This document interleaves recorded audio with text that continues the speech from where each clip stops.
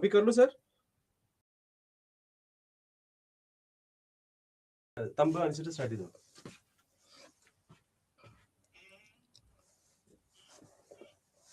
നമസ്തേ. നമ്മൾ സ്ട്രെസ്സിനെ കുറിച്ചാണ് class എടുത്തുകൊണ്ടിരിക്കുന്നത്. Stress എന്ന് പറഞ്ഞാൽ എന്താണ്, സ്ട്രെസ് എങ്ങനെ ഉണ്ടാകും, ആർക്കൊക്കെ സ്ട്രെസ് ഉണ്ടാകും, ഇതാണ് നമ്മൾ പറഞ്ഞുകൊണ്ടിരുന്നത്. സ്ട്രെസ് എന്ന് പറയുന്നത് എല്ലാവർക്കും ഉണ്ടാകുന്നതല്ല. നമ്മൾ ഒരു സിറ്റുവേഷനെ, ഒരു സാഹചര്യത്തെ മാനസികമായി നമ്മൾ എങ്ങനെ വിലയിരുത്തുന്നു, ആ മാനസികമായി വിലയിരുത്തുമ്പോൾ നമ്മുടെ പെർസെപ്ഷൻ, നമ്മൾ കാണുന്ന സംഗതി പെർസെപ്ഷൻ, നമ്മൾ എങ്ങനെ അതിനെ വിലയിരുത്തുന്നു, ആ വിലയിരുത്തുന്നതനുസരിച്ച് നമ്മുടെ ശരീരത്തിൻ്റെ പ്രതികരണമാണ് സ്ട്രെസ് എന്ന് പറയുന്നത്.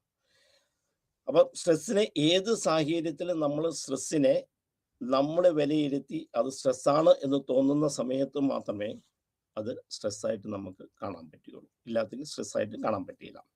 അപ്പോൾ സ്ട്രെസ്സ് ഏത് സാഹചര്യം, നമ്മൾ ഇത് പ്രത്യേകം എടുത്തെടുത്ത് പറയുന്നത് എന്താണെന്ന് വെച്ചാൽ, എപ്പോഴും എല്ലാവരും ചോദിക്കും സ്ട്രെസ് എന്താണ്, അല്ലെങ്കിൽ എങ്ങനെയാണ് വരുന്നത്, ഏതാണെന്ന് പറയും. അപ്പോൾ ആർക്കൊക്കെ സ്ട്രെസ് വരും, ആ സ്ട്രെസ് കൊണ്ട് എന്തൊക്കെ കാര്യങ്ങളുണ്ടാവും, അത് പറയുന്നത് കൊണ്ടാണ് അതിനെ വീണ്ടും വീണ്ടും ഞാൻ പറയുന്നത്.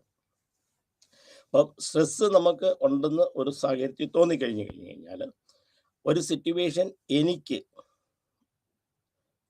ആ സിറ്റുവേഷൻ എനിക്ക് ടാക്സിങ് ആയിട്ട് തോന്നുമ്പോഴാണ് നമുക്കിതിനെ സ്ട്രെസ്സായിട്ട് നമ്മൾ കണക്കാക്കുക. ഏതൊക്കെ തരത്തിൽ ആൾക്കാർക്കാണ് അത് സ്ട്രെസ് പ്രോൺനെസ് എന്ന് പറയുന്നത്, സ്ട്രെസ് വരാവുന്ന സാഹചര്യങ്ങൾ ആൾക്കാർക്ക്, ടൈപ്പ് എ പേഴ്സണാലിറ്റി ഉള്ള ആൾക്കാർക്ക്. ടൈപ്പ് എ പേഴ്സണാലിറ്റി എന്ന് പറയുന്ന ആൾക്കാരുടെ അവർ ഇൻസെക്യൂരിറ്റി ഫീലിംഗ് ഉള്ള ആൾക്കാരായിരിക്കും. നമ്മൾ യുങ്ങിൻ്റെ ക്ലാസിഫിക്കേഷൻ ഉണ്ട്, type A and B classification, introverts and extrovert. അതുപോലെ തന്നെ type A personality status insecurity, അതായത് നമുക്ക് ജീവിതത്തിൽ ഒരു സെക്യൂരിറ്റി തോന്നാത്ത അവസ്ഥ, അങ്ങനെയുള്ളത്.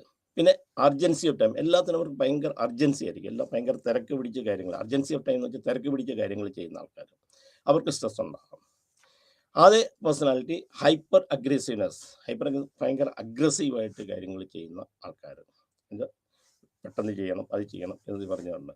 പിന്നെ ഫ്രീ ഫ്ലോട്ടിംഗ് ഓസിലിറ്റി, എല്ലാത്തിനും ഒഴിഞ്ഞു മാറി നിൽക്കുന്നത്, അല്ലെങ്കിൽ അത് ചെയ്യുന്നത്, അങ്ങനെയുള്ള ആൾക്കാർക്ക്. പിന്നെ നമ്മൾ വരുന്നത് സെൽഫ് ഡിസ്ട്രക്റ്റീവ് പേഴ്സണാലിറ്റി. അപ്പം നമ്മൾ എപ്പോഴും എന്ത് കാര്യത്തിലും നമ്മളെ തന്നെ കുറ്റപ്പെടുത്തിക്കൊണ്ടിരിക്കും, നമ്മളെ തന്നെ പറയുന്ന അങ്ങനെയുള്ള ആൾക്കാരുണ്ട്. That is called stress destructive personality. അപ്പോൾ ടൈപ്പ് പേഴ്സണാലിറ്റിയുടെ സ്വഭാവങ്ങളാണ് ഇതൊക്കെ പറഞ്ഞത്. ഇൻസെക്യൂരിറ്റി ആയിരിക്കും അവർക്ക് ജീവിതത്തിൽ, അർജൻസി ഓഫ് ടൈം എപ്പോഴും ഉണ്ടാകും, അഗ്രസീവ്നെസ് ഉണ്ടാവും, ഫ്ലോട്ടിംഗ് ഹോസ്റ്റിലിറ്റി എന്ന് പറഞ്ഞതാണ് ടുവേർഡ്സ് സെൽഫ് ഡിസ്ട്രക്ഷൻ. ഇങ്ങനെയുള്ള കാര്യങ്ങളാണ് ടൈപ്പ് എ പേഴ്സണാലിറ്റി നമ്മൾ പറയുന്നത്. ആ ഹോസ്റ്റിലിറ്റി എന്നതിൻ്റെ ഇറിറ്റബിലിറ്റി അങ്ങനെ ഉണ്ടാകുന്ന ആൾക്കാരാണ് പറയുന്നത്. പിന്നെ നമ്മൾക്ക് പെർഫെക്ഷനിസം, എല്ലാ കാര്യവും പെർഫെക്റ്റ് ആയിട്ട് ചെയ്യണം. ഈ പെർഫെക്ഷനിസം എന്ന് പറയുന്നത് ഒരു കണക്കിന് നല്ലതാണ്. ആ പെർഫെക്ഷനിസം കൂടുമ്പോൾ, അങ്ങനെ വരുമ്പോൾ നമ്മൾ ഒബ്സഷനിലേക്ക് പോകും. ആ ഒബ്സഷൻ വരുന്ന ആൾക്കാർക്കാണ് നമുക്ക് സാധാരണഗതിയിൽ സ്ട്രെസ് ഉണ്ടാകുക.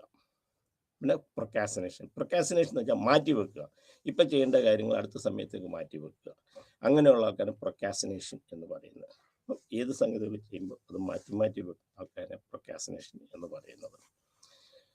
പിന്നെ learned helpless and learned pessimism. ഇങ്ങനെയുള്ളത് ലേൺഡ് ഹെൽപ്ലെസ്നെസ് എന്ന് പറയുകയാണെങ്കിൽ, എനിക്ക് എന്നെ കൊണ്ടൊന്നും കഴിയുന്നില്ല, അല്ലെങ്കിൽ പെസിമിസം, എല്ലാത്തിനും നെഗറ്റീവായിട്ട് കാണുക, അങ്ങനെയുള്ള ആൾക്കാർക്ക് സ്ട്രെസ് കൂടും.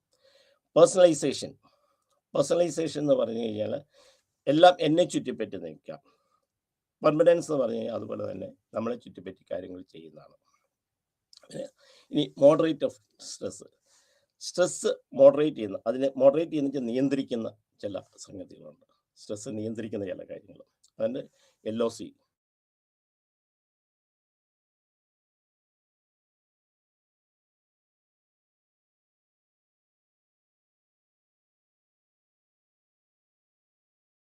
ചുറ്റിപ്പറ്റി തന്നെ നിൽക്കുകയാണ്. അതായത് വരുന്ന കാര്യങ്ങൾ എല്ലാം എന്നെ ബേസ് ചെയ്തിട്ട് നിൽക്കുന്നതാണ്. അപ്പം അങ്ങനെ ചെയ്യുന്ന ആൾക്കാരുണ്ട്. അപ്പം ഇത് സംഭവിച്ച കാര്യങ്ങൾ സംഭവിച്ച പോലെ തന്നെ ഇരിക്കട്ടെ, അല്ലെ അത് അങ്ങനെ തന്നെയാണ് ഇരിക്കട്ടെ, അങ്ങനെയുള്ളത് LOC എന്ന് പറഞ്ഞത്, ലോക്കസ് ഓഫ് കൺട്രോൾ. പിന്നെ ഹാർഡ്നെസ്, അത് വരുന്നത് എങ്ങനെ എന്നുള്ളതിനെ കുറിച്ച് ചിന്തിക്കുന്ന ആൾക്കാർ, അത് അങ്ങനെയൊക്കെ സംഭവിക്കുള്ളൂ, അല്ലെ അത് അങ്ങനെ സംഭവിച്ചോട്ടെ എന്ന് വിചാരിക്കുന്ന ആൾക്കാർ. അപ്പം ലോക്കസ് ഓഫ് കൺട്രോൾ, ഇത് എന്നെ ബേസ് ചെയ്തിട്ട് എല്ലാം സംഭവിക്കുന്നത് എൻ്റേത് കൊണ്ടാണ് എന്ന് ചിന്തിക്കുന്ന ആൾക്കാർക്ക്, അത് മോഡറേറ്റേഴ്സ് ആണ്. അത് മോഡറേറ്റ് എന്ന് വെച്ചാൽ കൺട്രോൾ ചെയ്യുക.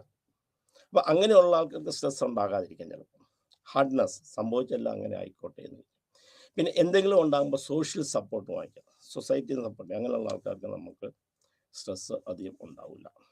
പിന്നെ ഓപ്റ്റിമിസം ആൻഡ് പെസിമിസം, ഓപ്റ്റിമിസ്റ്റിക് ആയിട്ടുള്ള ആൾക്കാർ, എല്ലാ കാര്യങ്ങളും നന്നായിട്ട് സംഭവിക്കുകയുള്ളൂ എന്ന് തീരുമാനിക്കുന്ന ആൾക്കാർ, അവർക്ക് സ്ട്രെസ് കുറവായിരിക്കും. പക്ഷെ പെസിമിസം ഉള്ള ആൾക്കാർക്ക് സ്ട്രെസ് കൂടുതലായിരിക്കും. പിന്നെ ജെൻഡർ ആൻഡ് കൾച്ചർ പറയുന്നുണ്ട്. ജെൻഡർ അനുസരിച്ച് സാധാരണഗതിയിൽ നമ്മൾ കൂടുതൽ ജെൻഡർ എന്ന് പറഞ്ഞാൽ സാധാരണഗതിയിൽ നമ്മൾ പറയുന്നത് പെൺകുട്ടികൾ അവരുടെ വികാരങ്ങൾ കണ്ടമാന ആൾക്കാർ ഷെയർ ചെയ്യുന്നതുകൊണ്ട് അവർക്ക് സ്ട്രെസ് ഉണ്ടാകാറില്ല. കൾച്ചർ, സാമൂഹികമായ കാര്യങ്ങൾ. അപ്പം ലോക്കസ് ഓഫ് കൺട്രോൾ എന്ന് പറഞ്ഞു കഴിഞ്ഞാൽ ഏതെങ്കിലും കാര്യങ്ങൾ സംഭവിക്കുന്ന എന്നെ ബേസ് ചെയ്ത്, എന്നെ അടിസ്ഥാനമാക്കി എന്ന് ചിന്തിക്കുക. അവരെ സംബന്ധിച്ചിടത്തോളം അവർക്ക് സ്ട്രെസ് കുറവായിരിക്കും. ഹാർഡ്നെസ്, അങ്ങനെ സംഭവിച്ചോട്ടെ, അതിനെക്കുറിച്ച് എന്താ സംഗതി എന്ന് ചിന്തിക്കുന്ന ആൾക്കാർ. സോഷ്യൽ സപ്പോർട്ട്, സമൂഹത്തിൽ നിന്ന് സപ്പോർട്ട് നേരിടുന്ന ആൾക്കാർ. പിന്നെ ഓപ്റ്റിമിസം ഉള്ള ആൾക്കാർക്ക് സ്ട്രെസ് കുറവായിരിക്കും, പെസിമിസം ഉള്ള ആൾക്കാർക്ക് സ്ട്രെസ് കൂടുതലായിരിക്കും. ജെൻഡർ പറയുന്നുണ്ട്, ജെൻഡർ ആൻഡ് കൾച്ചർ സാധാരണഗതി പറയുന്ന സ്ത്രീകൾക്ക് സ്ട്രെസ് കുറവാകാം. നമ്മൾ പറയുന്ന സ്ത്രീകൾക്ക് സ്ട്രെസ് കൊടുക്കാൻ അവർ കൂടുതൽ കാര്യങ്ങൾ ഷെയർ ചെയ്യുന്നത് കൊണ്ട് അവർക്ക് സ്ട്രെസ് കുറവാണ് എന്നാണ് പറയുന്നത്. അപ്പം ജെൻഡർ എന്ന് പറഞ്ഞാൽ കാര്യങ്ങൾ ഷെയർ ചെയ്യുന്ന ആൾക്കാർക്ക്, പിന്നെ ചില സാമൂഹികമായ കൾച്ചർ, ചില സാമൂഹിക കാഴ്ചപ്പാടുകളുള്ള ആൾക്കാർക്ക് നമുക്ക് സ്ട്രെസ് കുറവാണ്. അപ്പം മോഡറേറ്റ് സ്ട്രെസ്സിനെ നിയന്ത്രിക്കുന്ന ചിലത് LOC, ഇത് നമ്മൾ ബുക്കിനകത്ത് വ്യക്തമായിട്ട് പ്രിന്റ് ചെയ്തിട്ടുണ്ട്. LOC, hardness, social support, optimism, pessimism. Optimistic ആയിട്ട് എല്ലാ കാര്യങ്ങളും നന്നായി സംഭവിക്കുമെന്ന് ചിന്തിക്കുന്ന ആൾക്കാർക്ക് അത് സ്ട്രെസ് കുറവായിരിക്കും. Then effect of stress on performance and productivity. Certain level വരെ സ്ട്രെസ് എന്ന് പറയുന്ന പെർഫോമൻസിന് ഗുണമായിട്ട് ബാധിക്കും. പ്രൊഡക്ടിവിറ്റി നന്നായിരിക്കും. ഒരു ലെവല് കഴിഞ്ഞ് കഴിഞ്ഞാൽ ഏത് സ്ട്രെസ്സും മിനിമം ലെവലിൽ സ്ട്രെസ് എന്ന് പറയുന്നത്, നമ്മൾ സ്ട്രെസ് പറയാറുണ്ട്. സ്ട്രെസ് പല രീതിയിലുണ്ട്. Positive stress, negative stress, distress, then hyper stress, hypo stress. അപ്പം ഒരു ലെവല് വരെ സ്ട്രെസ്സിനെ പ്രൊഡക്ടിവിറ്റി കൂടുന്നതായിട്ടാണ് കാണിക്കുന്നത്, പെർഫോമൻസ് നന്നായിരിക്കുന്നതായിട്ട് കാണിക്കുന്നത്. ഒരു ലെവല് കഴിഞ്ഞ് കഴിഞ്ഞാൽ ഇതിന് നെഗറ്റീവായിട്ട് ബാധിക്കും. എഫക്ട് സ്ട്രെസ് ഓൺ റിലേഷൻഷിപ്പിൽ സ്ട്രെസ് നെഗറ്റീവായിട്ട് ബാധിക്കുന്നതായിട്ട് കാണുന്നത്. അപ്പോൾ സ്ട്രെസ് കൂടുന്ന സമയത്ത് സ്ട്രെസ് ഉള്ള ആൾക്കാരുമായിട്ട് മറ്റുള്ള റിലേഷൻഷിപ്പ് വളരെ നെഗറ്റീവായിട്ടാണ് കാണിക്കുന്നത്. അപ്പം സ്ട്രെസ് ഒരു ലെവൽ വരെ പെർഫോമൻസിനെ ഗുണകരമായിരിക്കും. ഒരു ലെവൽ കഴിഞ്ഞ് കഴിഞ്ഞാൽ അതിനെ പെർഫോമൻസിന് പ്രൊഡക്ടിവിറ്റിയും ഉൽപ്പാദനത്തെയും നമ്മൾ ചെയ്യുന്ന കാര്യങ്ങളുടെ തീരുമാനത്തെയും അത് നെഗറ്റീവായിട്ട് ബാധിക്കും. റിലേഷൻഷിപ്പിനെ സംബന്ധിച്ചുള്ള റിലേഷൻഷിപ്പിന് ചിലത് പോസിറ്റീവായിട്ട്, സാധാരണഗതി നെഗറ്റീവായിട്ടാണ് സ്ട്രെസ്സിനെ ബാധിക്കുന്നത് കാണുന്നത്. ഇനി നമ്മൾ സ്ട്രെസ്സും കോപ്പിങ്, സ്ട്രെസ് കോപ്പി ചെയ്താൽ ഒരിക്കലും സ്ട്രെസ് ഇല്ലാത്തൊരവസ്ഥയില്ല. കാരണം ഏത് ജീവിത സാഹചര്യങ്ങളും നമ്മൾ സ്ട്രെസ് ഉണ്ട്. റെസിലിയൻസ് നമ്മൾ പറയും, അതായത് സ്ട്രെസ് ഉണ്ടാകുന്ന സിറ്റുവേഷനുകൾ നമ്മൾ അഡ്ജസ്റ്റ് ചെയ്ത് ജീവിക്കുക, ആ സ്ട്രെസ്സുമായിട്ട് കോപ്പി ചെയ്ത് നമ്മൾ ജീവിക്കുക. അപ്പോൾ റെസിലിയൻസ് ആണ്. അതായത് സ്ട്രെസ് ഉണ്ടാകുന്ന സിറ്റുവേഷനിൽ അല്ലെങ്കിൽ പ്രശ്നമുണ്ടാകുന്ന സിറ്റുവേഷനിൽ ആ സിറ്റുവേഷനുമായിട്ട് ചേർന്ന് നമ്മൾ മുമ്പോട്ട് പോകുന്നതിന് റെസിലിയൻസ് എന്ന് പറയുന്നത്. അപ്പം സ്ട്രെസ് സൈക്കിളുണ്ട്. സ്ട്രെസ് സൈക്കിൾ ഞാൻ ബുക്കിനകത്ത് പ്രിന്റ് എഴുതിയിട്ടില്ല. ആ സ്ട്രെസ് സൈക്കിൾ എന്ന് പറയുന്നത് എന്താണ്? ഒരു സ്ട്രെസ്സർ ഉണ്ടാകും. സ്ട്രെസ് സൈക്കിൾ എന്ന് പറഞ്ഞാൽ ആദ്യം ഒരു സ്ട്രെസ്സർ ഉണ്ടാകുക. ആ സ്ട്രെസ്സർ ഉണ്ടാകുമ്പോൾ ആ റിയാക്ഷൻ ടു സ്ട്രെസ്, അതിന് നമുക്ക് റിയാക്ഷൻ ഉണ്ടാകും. ഏതെങ്കിലും നെഗറ്റീവായിട്ട് പോസിറ്റീവായിട്ട് റിയാക്ഷൻ ഉണ്ടാകും.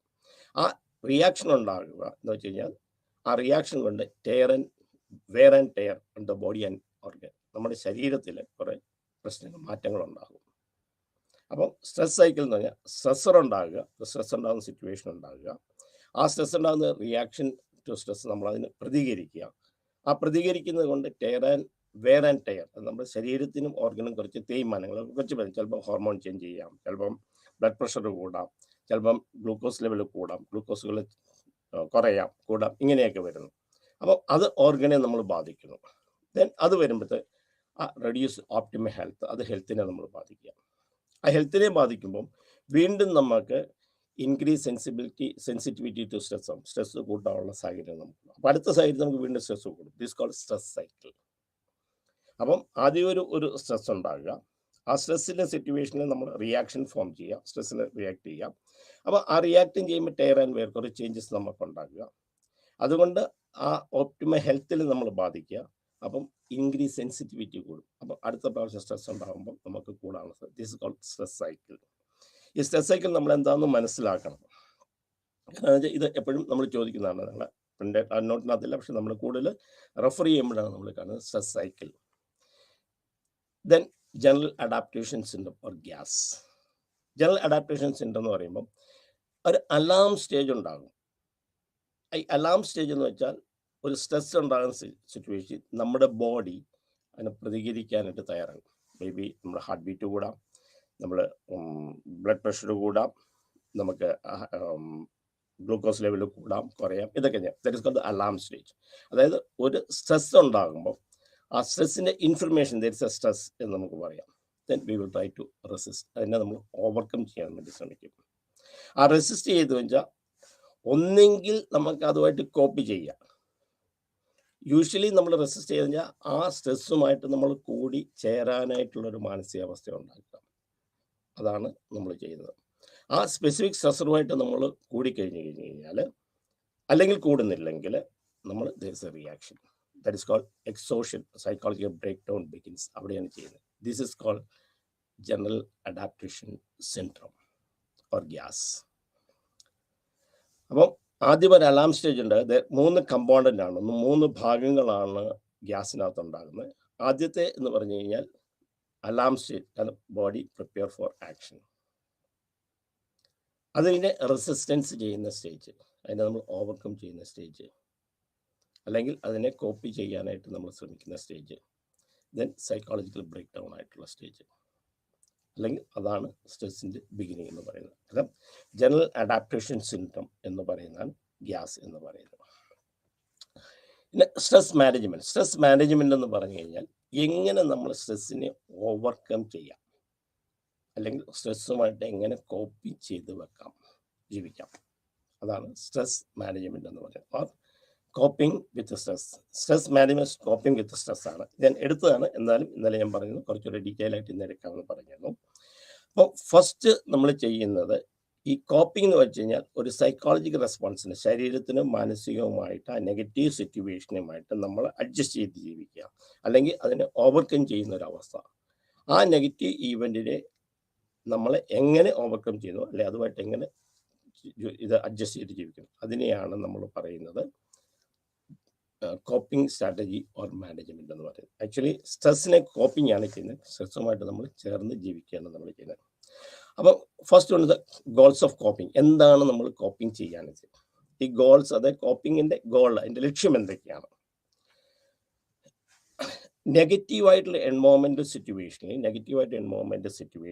നമ്മൾ രക്ഷപ്പെടാനുള്ള ശ്രമമാണ്. അല്ലെങ്കിൽ നമ്മളെ നെഗറ്റീവായിട്ട് സ്ട്രെസ് ബാധിക്കുമ്പോൾ അതിൽ നിന്ന് ഓവർകം ചെയ്യാനായിട്ടുള്ള ഒരു ലക്ഷ്യമാണ്. ആദ്യത്തെ അതിൻ്റെ ലക്ഷ്യം നമ്മൾ കോപ്പി ചെയ്യുന്ന വെച്ച് കഴിഞ്ഞാൽ ആ നെഗറ്റീവ് പോസിബിലിറ്റി നെഗറ്റീവ് എന്നുള്ളത് അത് പോസിറ്റീവ് ആക്കുക, അല്ലെങ്കിൽ ആ നെഗറ്റിവിസം കുറയ്ക്കുക. അത് സ്ട്രെസ് നമ്മളിലുണ്ടാക്കുന്നതായ മാനസിക അവസ്ഥയുടെ ആ അവസ്ഥയിൽ നിന്ന് പോസിറ്റീവ് ആയിട്ട് മാറ്റുക. അതാണ് നമ്മൾ ആദ്യത്തെ goal. Second goal to be able to adjust the negative situation. ഒന്നുകിൽ ആ സാഹചര്യത്തിൻ്റെ കുറയ്ക്കുക, അല്ലെങ്കിൽ ആ സാഹചര്യമായിട്ട് ചേർന്ന് ജീവിക്കുക.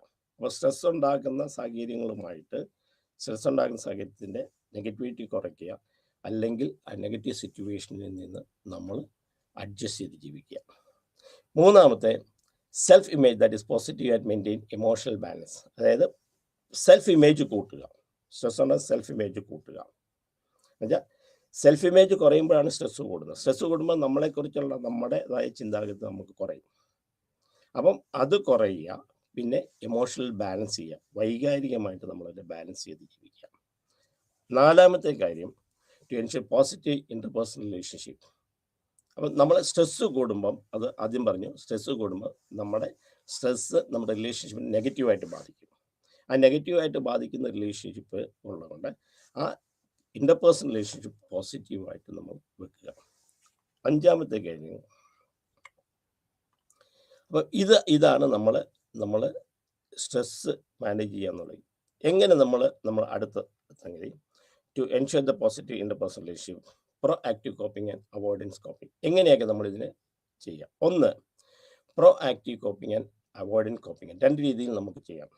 ഈ പ്രോ ആക്റ്റീവ് ആൻഡ് കോപ്പിംഗ് പല സ്റ്റേജസ് ഉണ്ട്. Accumulation of resources. ഇപ്പോൾ കോപ്പിംഗ് സ്ട്രാറ്റജി അതിൽ proactive and avoiding coping. Avoiding coping എന്ന് പറഞ്ഞു കഴിഞ്ഞാൽ നമ്മൾ ഒഴിവാക്കുക, അല്ലെങ്കിൽ സ്ട്രെസ് വരുന്ന സാഹചര്യത്തിൽ നേരത്തെ മുൻകൂട്ടി നമ്മൾ അതിനെ നേരിടാനായിട്ട് ശ്രമിക്കാം. അപ്പം ആദ്യം നമ്മൾ അക്യുമുലേഷൻ ഓഫ് റിസോഴ്സ്, ഇതെല്ലാ കാര്യങ്ങളും നമ്മൾ മനസ്സിലാക്കി. എവിടെ നിന്നാണ് സ്ട്രെസ് ഉണ്ടാകുന്നത്, എന്താണ് സ്ട്രെസ് ഉണ്ടാകുന്ന കാര്യങ്ങൾ, ഏതൊക്കെ സാഹചര്യത്തിൽ ഈ സാഹചര്യം എനിക്ക് സ്ട്രെസ് ഉണ്ടാക്കുകയോ ഇല്ലയോ, നമ്മൾ അതിനെക്കുറിച്ച് നമ്മൾ റിസോഴ്സിനെ കുറിച്ച് നമ്മൾ ആദ്യം അറിയാം.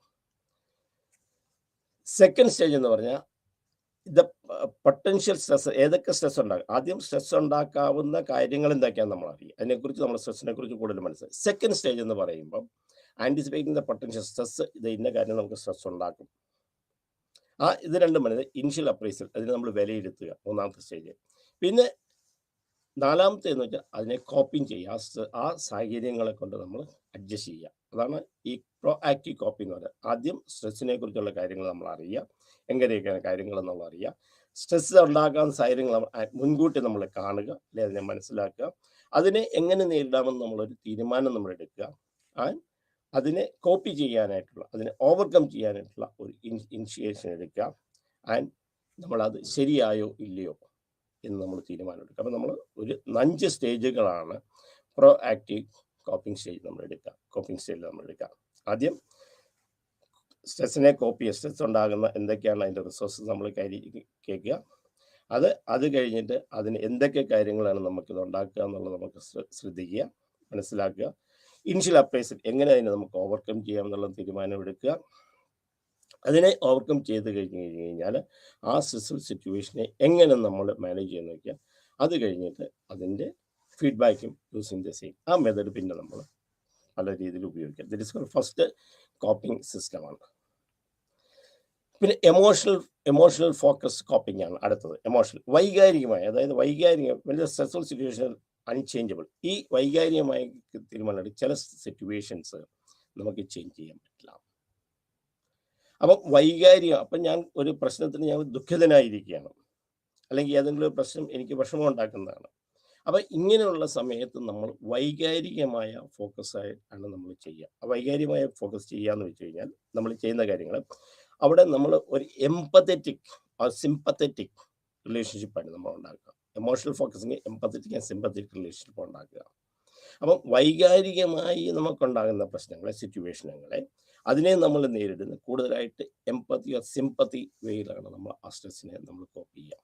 പിന്നെ പ്രോബ്ലം ബേസ്ഡ് ആണ്. സെക്കൻഡ് വൺ പ്രോബ്ലം ബേസ്ഡ് ആണ്. ഈ പ്രോബ്ലം ബേസ്ഡ് സിറ്റുവേഷനാണ്, ഡയറക്റ്റ് ഒരു ആക്ഷൻ നമ്മൾ എടുക്കുകയാണ്.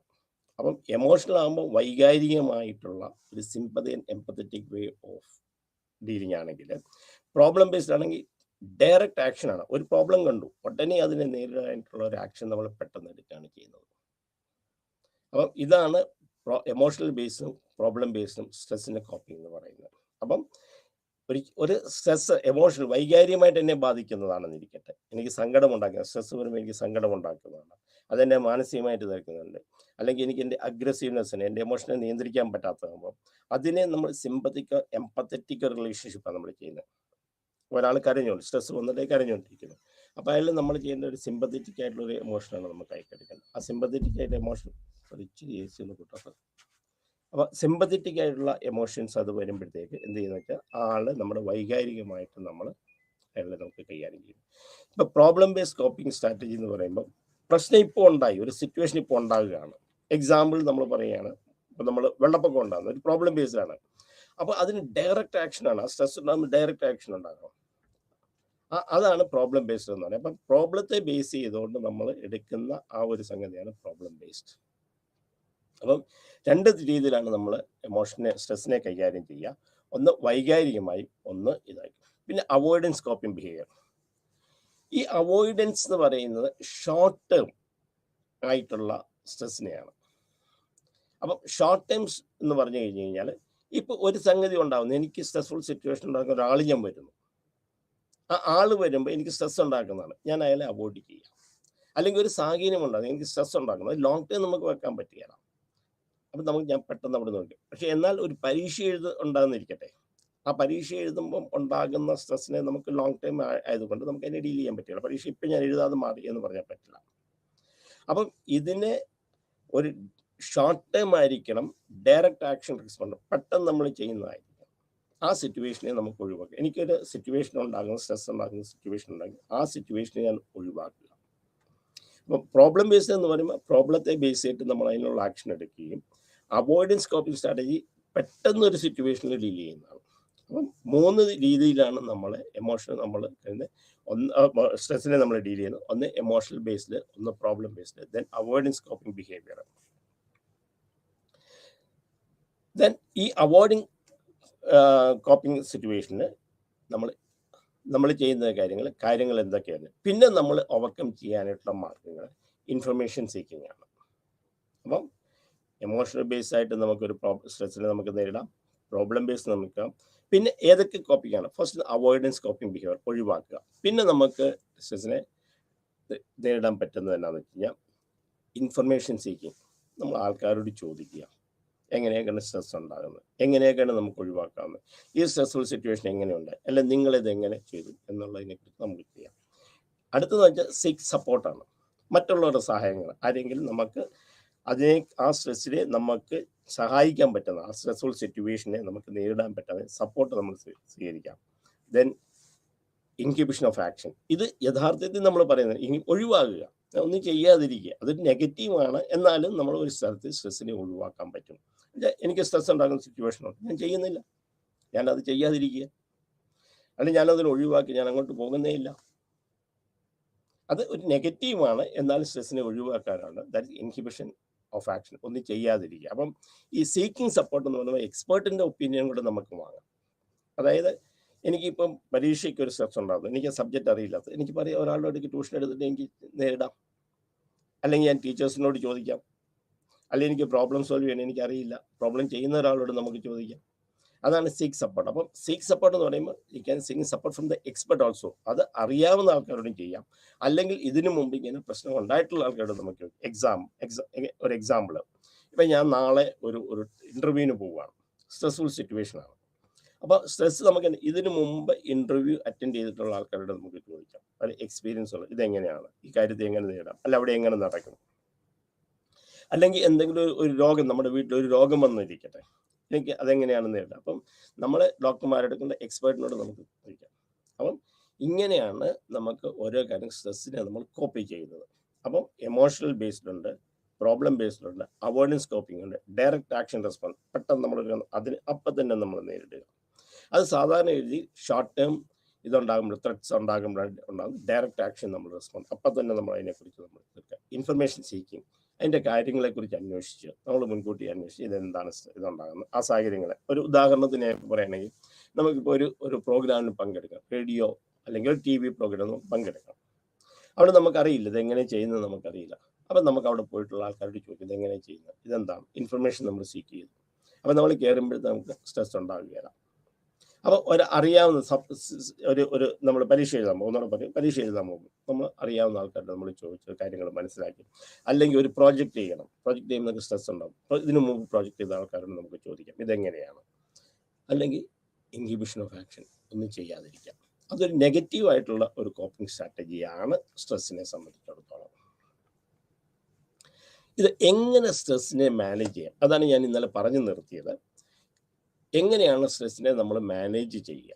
അതായത് ഞാൻ ഇതൊക്കെ പറഞ്ഞതുണ്ട്, പ്രോബ്ലം ബേസ്ഡ് കോപ്പിംഗ് സ്ട്രാറ്റജി ഉണ്ട്, എമോഷണൽ ബേസ്ഡ് ഉണ്ട്, അവോയ്ഡൻസ് ഉണ്ട്, സീക്കിംഗ് സപ്പോർട്ടാണ്, ഇൻഹാബിറ്റേഷൻ, നമ്മളൊന്നും ചെയ്യാതിരിക്കുന്നതാണ്. ഇനി എന്തൊക്കെ മെത്തേഡ്സ് നമ്മൾ സ്ട്രെസ്സിന് ഉപയോഗിക്കാം. First one is relaxation techniques. Relaxation techniques എന്ന് പറഞ്ഞു കഴിഞ്ഞാൽ പലതരത്തിലുള്ള റിലാക്സേഷൻ തരം ജേക്കബ്സൺ റിലാക്സേഷൻ ടെക്നിക്സ് ആണ് നമ്മൾ ചെയ്യുന്നത്. അപ്പോൾ ഈ റിലാക്സേഷൻ ടെക്നിക്സ് പറഞ്ഞാൽ ഫുൾ ബോഡി നമുക്ക് റിലാക്സ് ചെയ്യാം, ഫുൾ ബോഡി നമ്മൾ റിലാക്സ് ചെയ്യാം. അതായത് നമ്മൾ തന്നെ നമ്മുടെ മനസ്സിനോട് സ്ട്രെസ് ഉണ്ടാകുന്ന സമയത്ത് റിലാക്സ് വർക്ക് ചെയ്യും. ഓർ ഡീപ് ബ്രീത്തിങ് ടെക്നിക്സ്, നല്ലൊരു ബ്രീത്ത് എടുക്കുക, ബ്രീത്ത് പുറത്തേക്ക് വിടുക, അതൊരു ടെക്നിക്കാണ്, റിലാക്സേഷൻ ടെക്നിക്കാണ്. അതല്ലെങ്കിൽ വെറുതെ കണ്ണടച്ചിരുന്ന് നമ്മൾ യാതൊരു ചിന്തയും ഇല്ലാതെ നമ്മൾ ഇരിക്കുന്ന ഒരവസ്ഥ, ദാറ്റ്സ് റിലാക്സേഷൻ. പക്ഷേ പ്രോഗ്രസീവ് റിലാക്സേഷൻ ടെക്നിക്കാണ് സാറ് നമ്മൾ പറയുന്നത്. അത് ഓരോ മസിലിനും നമ്മൾ ടെൻഷൻ സ്ട്രെസ് കൊടുക്കുക, റിലാക്സ് ചെയ്യുക. നമ്മുടെ കൈ വിരലുകൾ നമ്മൾ മടക്കുക, അത് നമ്മളൊന്ന് വർക്ക്, മസിൽസ് നമ്മൾ ടൈറ്റ് ആക്കുക, റിലാക്സ് ചെയ്യുക. തല അങ്ങോട്ടും ഇങ്ങോട്ടാക്കി ഞരമ്പിന് നമ്മുടെ പെടലിക്ക് നമ്മൾ കൊടുക്കുക, കണ്ണടച്ചിരിക്കുക, നമ്മൾ റിലാക്സ് ചെയ്യുക. അങ്ങനെ മസിൽസിൻ്റെ ശരീരത്തിൻ്റെ ഓരോ മാംസപേശികൾക്കും നമ്മൾ നല്ലപോലെ ബലം കൊടുത്ത് നമ്മൾ റിലാക്സ് ചെയ്തിട്ട് നമ്മൾ തന്നെ ബോഡി റിലാക്സ് ചെയ്യും. That is a Jacobson relaxation, progressive Jacobson relaxation. കാല് മുതൽ തല വരെയുള്ള എല്ലാ മാംസപേശികളും നമ്മൾ ടൈറ്റ് ചെയ്ത് റിലാക്സ് ചെയ്ത് നമ്മൾ ഇരിക്കുക. That is A relaxation techniques. Next one, meditation. പല തരത്തിലുള്ള മെഡിറ്റേഷൻസ് ഉണ്ട്. ഈ മെഡിറ്റേഷൻ എന്ന് പറയുന്നത് നമ്മൾ ദൈവത്തിന് അവിടെ പോയി പൂജ കഴിക്കുന്നതൊന്നുമല്ല മെഡിറ്റേഷൻ നമ്മൾ ഉദ്ദേശിക്കുന്നത്. നമ്മൾ ഒന്ന് ചാൻറ്റിങ് ഒരു മെഡിറ്റേഷനാണ്. നമ്മൾ എന്തെങ്കിലും ചെയ്യാം, വെറുതെ ഇരിക്കുന്ന നമുക്കൊരു മെഡിറ്റേഷൻ, ബ്രീത്തിങ് നമ്മൾ ചെയ്യുന്ന മെഡിറ്റേഷൻ. ഒരു ആ മനസ്സിനെ നമ്മൾ ഇരുത്തി പല രീതിയിലാണ് നമ്മൾ കർമ്മം ചെയ്യും. നമ്മൾ ജോലിയിലും മുതലാകാം. അപ്പം എന്തെങ്കിലും കാര്യങ്ങൾ ചെയ്ത് നമ്മൾ റിലാക്സേഷൻ ചെയ്യുക. അത് നമ്മൾ കർമ്മം ചെയ്ത കർമ്മത്തോട് നമ്മൾ റിലാക്സ് ആക്കാം. മെഡിറ്റേഷൻ കൂടുതൽ നമ്മൾ ഉദ്ദേശിക്കുന്നത് വെച്ചാൽ ഇൻറ്റേർണൽ പീസാണ് നമ്മൾ ഉദ്ദേശിക്കുന്നത്. ഒരു മനസ്സിൻ്റെ ആന്തരികമായ റിലാക്സേഷൻ ടെക്നിക്സാണ് നമ്മൾ അതിനകത്ത് ഉപയോഗിക്കുക. ആ മെഡിറ്റേഷൻ പല രീതിയിലുള്ള മെഡിറ്റേഷൻസ് ഉണ്ട്. നമ്മൾ ഓരോ രീതിയിൽ ഉള്ള മെഡിറ്റേഷൻ്റെ കർമ്മത്തിലുള്ള നമ്മളെ ചാൻറ്റിങ് ആയിട്ടുള്ളതുണ്ട്, വിഭാസന മെഡിറ്റേഷൻ എന്ന് പറഞ്ഞതുകൊണ്ട് പല ആൾക്കാരും പല രീതിയിലുള്ള മെഡിറ്റേഷൻസ് ഉണ്ട്. കീർത്തനം പാടുന്നത് ഒരു മെഡിറ്റേഷൻ ആയിട്ട് ചെയ്യുന്നത്, നാമം ജപിക്കുന്നത് ഒരു മെഡിറ്റേഷൻ ആയിട്ടുണ്ട്, വെറുതെ കണ്ണച്ചിരിക്കുന്നതുണ്ട്, ബ്രീത്തിങ് എടുത്ത് റിലാക്സ് ചെയ്തിട്ട് നമ്മൾ ഇരിക്കുന്ന ഒരു മെഡിറ്റേഷൻ ഉണ്ട്. അപ്പോൾ പല രീതിയിലുള്ള മെഡിറ്റേഷൻസ് ഉണ്ട്. മെഡിറ്റേഷൻ എപ്പോഴും നല്ല റിലാക്സേഷൻ കിട്ടുന്നതാണ്. ശരിക്കും നമ്മൾ മെഡിറ്റേഷൻ എന്ന് പറയുമ്പോൾ അത് ഇൻറ്റേർണൽ പീസാണ് നമുക്ക് കിട്ടുന്നത്, സമാധാനം, ആന്തരികമായ ഒരു സമാധാനമാണ് നമുക്ക് കിട്ടുക. പിന്നെ യോഗ എന്ന് പല യോഗകളുണ്ട്. നമ്മൾ യോഗ ആസനാസ് എന്ന് പറയുമ്പം പല ആസനങ്ങളും നമ്മൾ ചെയ്യാറുണ്ട്. സാധാരണഗതിയിൽ യോഗാസനം പദ്മാസനം, വീരാസനം, ഭുജംഗാസനം, ശലഭാസനം, ഹസ്താസനം, മയൂരാസനം, സർവാംഗാസനം, ഇങ്ങനെ പറഞ്ഞ പല ആസനങ്ങളുണ്ട്. വീരാസനം. അപ്പം ഓരോ ഇതിനകത്ത് സാധാരണഗതിയിൽ നമ്മൾ ചെയ്യുന്ന ആസനത്തിൽ, നമ്മൾ ചെയ്യുന്ന യോഗയിൽ പദ്മാസനമാണ് നമ്മൾ കൂടുതൽ ചെയ്യുന്നത്. പദ്മരീതിയിൽ നമ്മൾ ചെയ്യാം. പിന്നെ നല്ലപോലെ ബ്രീത്ത് ചെയ്യാം.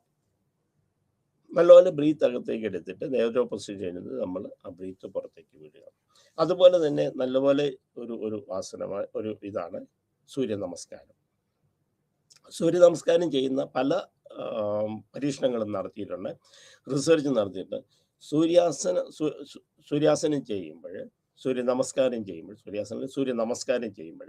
സൂര്യ നമസ്കാരം എല്ലാ മാംസപേശികൾക്കും നല്ല റിലാക്സേഷൻ തരുന്നതായിട്ടും നല്ല ഒരു സ്ട്രെസ്സിനെ മാനേജ് ചെയ്യാനായിട്ട് ചെയ്യുന്നതാണ്. പല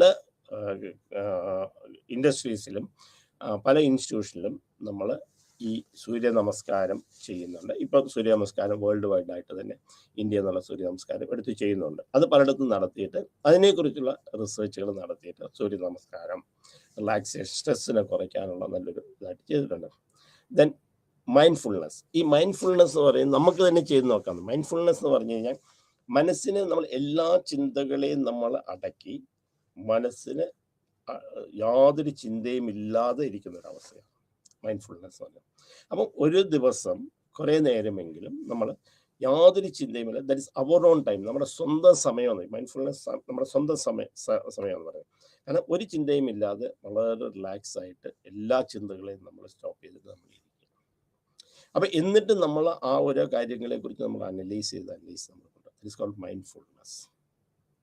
അപ്പം നമ്മൾ ഏറ്റവും ഇതായിട്ട് നമ്മൾ ചെയ്യുന്നത് മൈൻഡ്ഫുൾനെസ് ടെക്നിക്സ് തന്നെ പലപ്പോഴും ചെയ്യാറുണ്ട്. ഇപ്പോൾ സ്ട്രെസ് കുറയ്ക്കാനുള്ള റിലാക്സേഷൻ ടെക്നിക്സ് ഉണ്ട്, Jacobson progressive relaxation, meditation, yoga, mindfulness. Then biofeedback.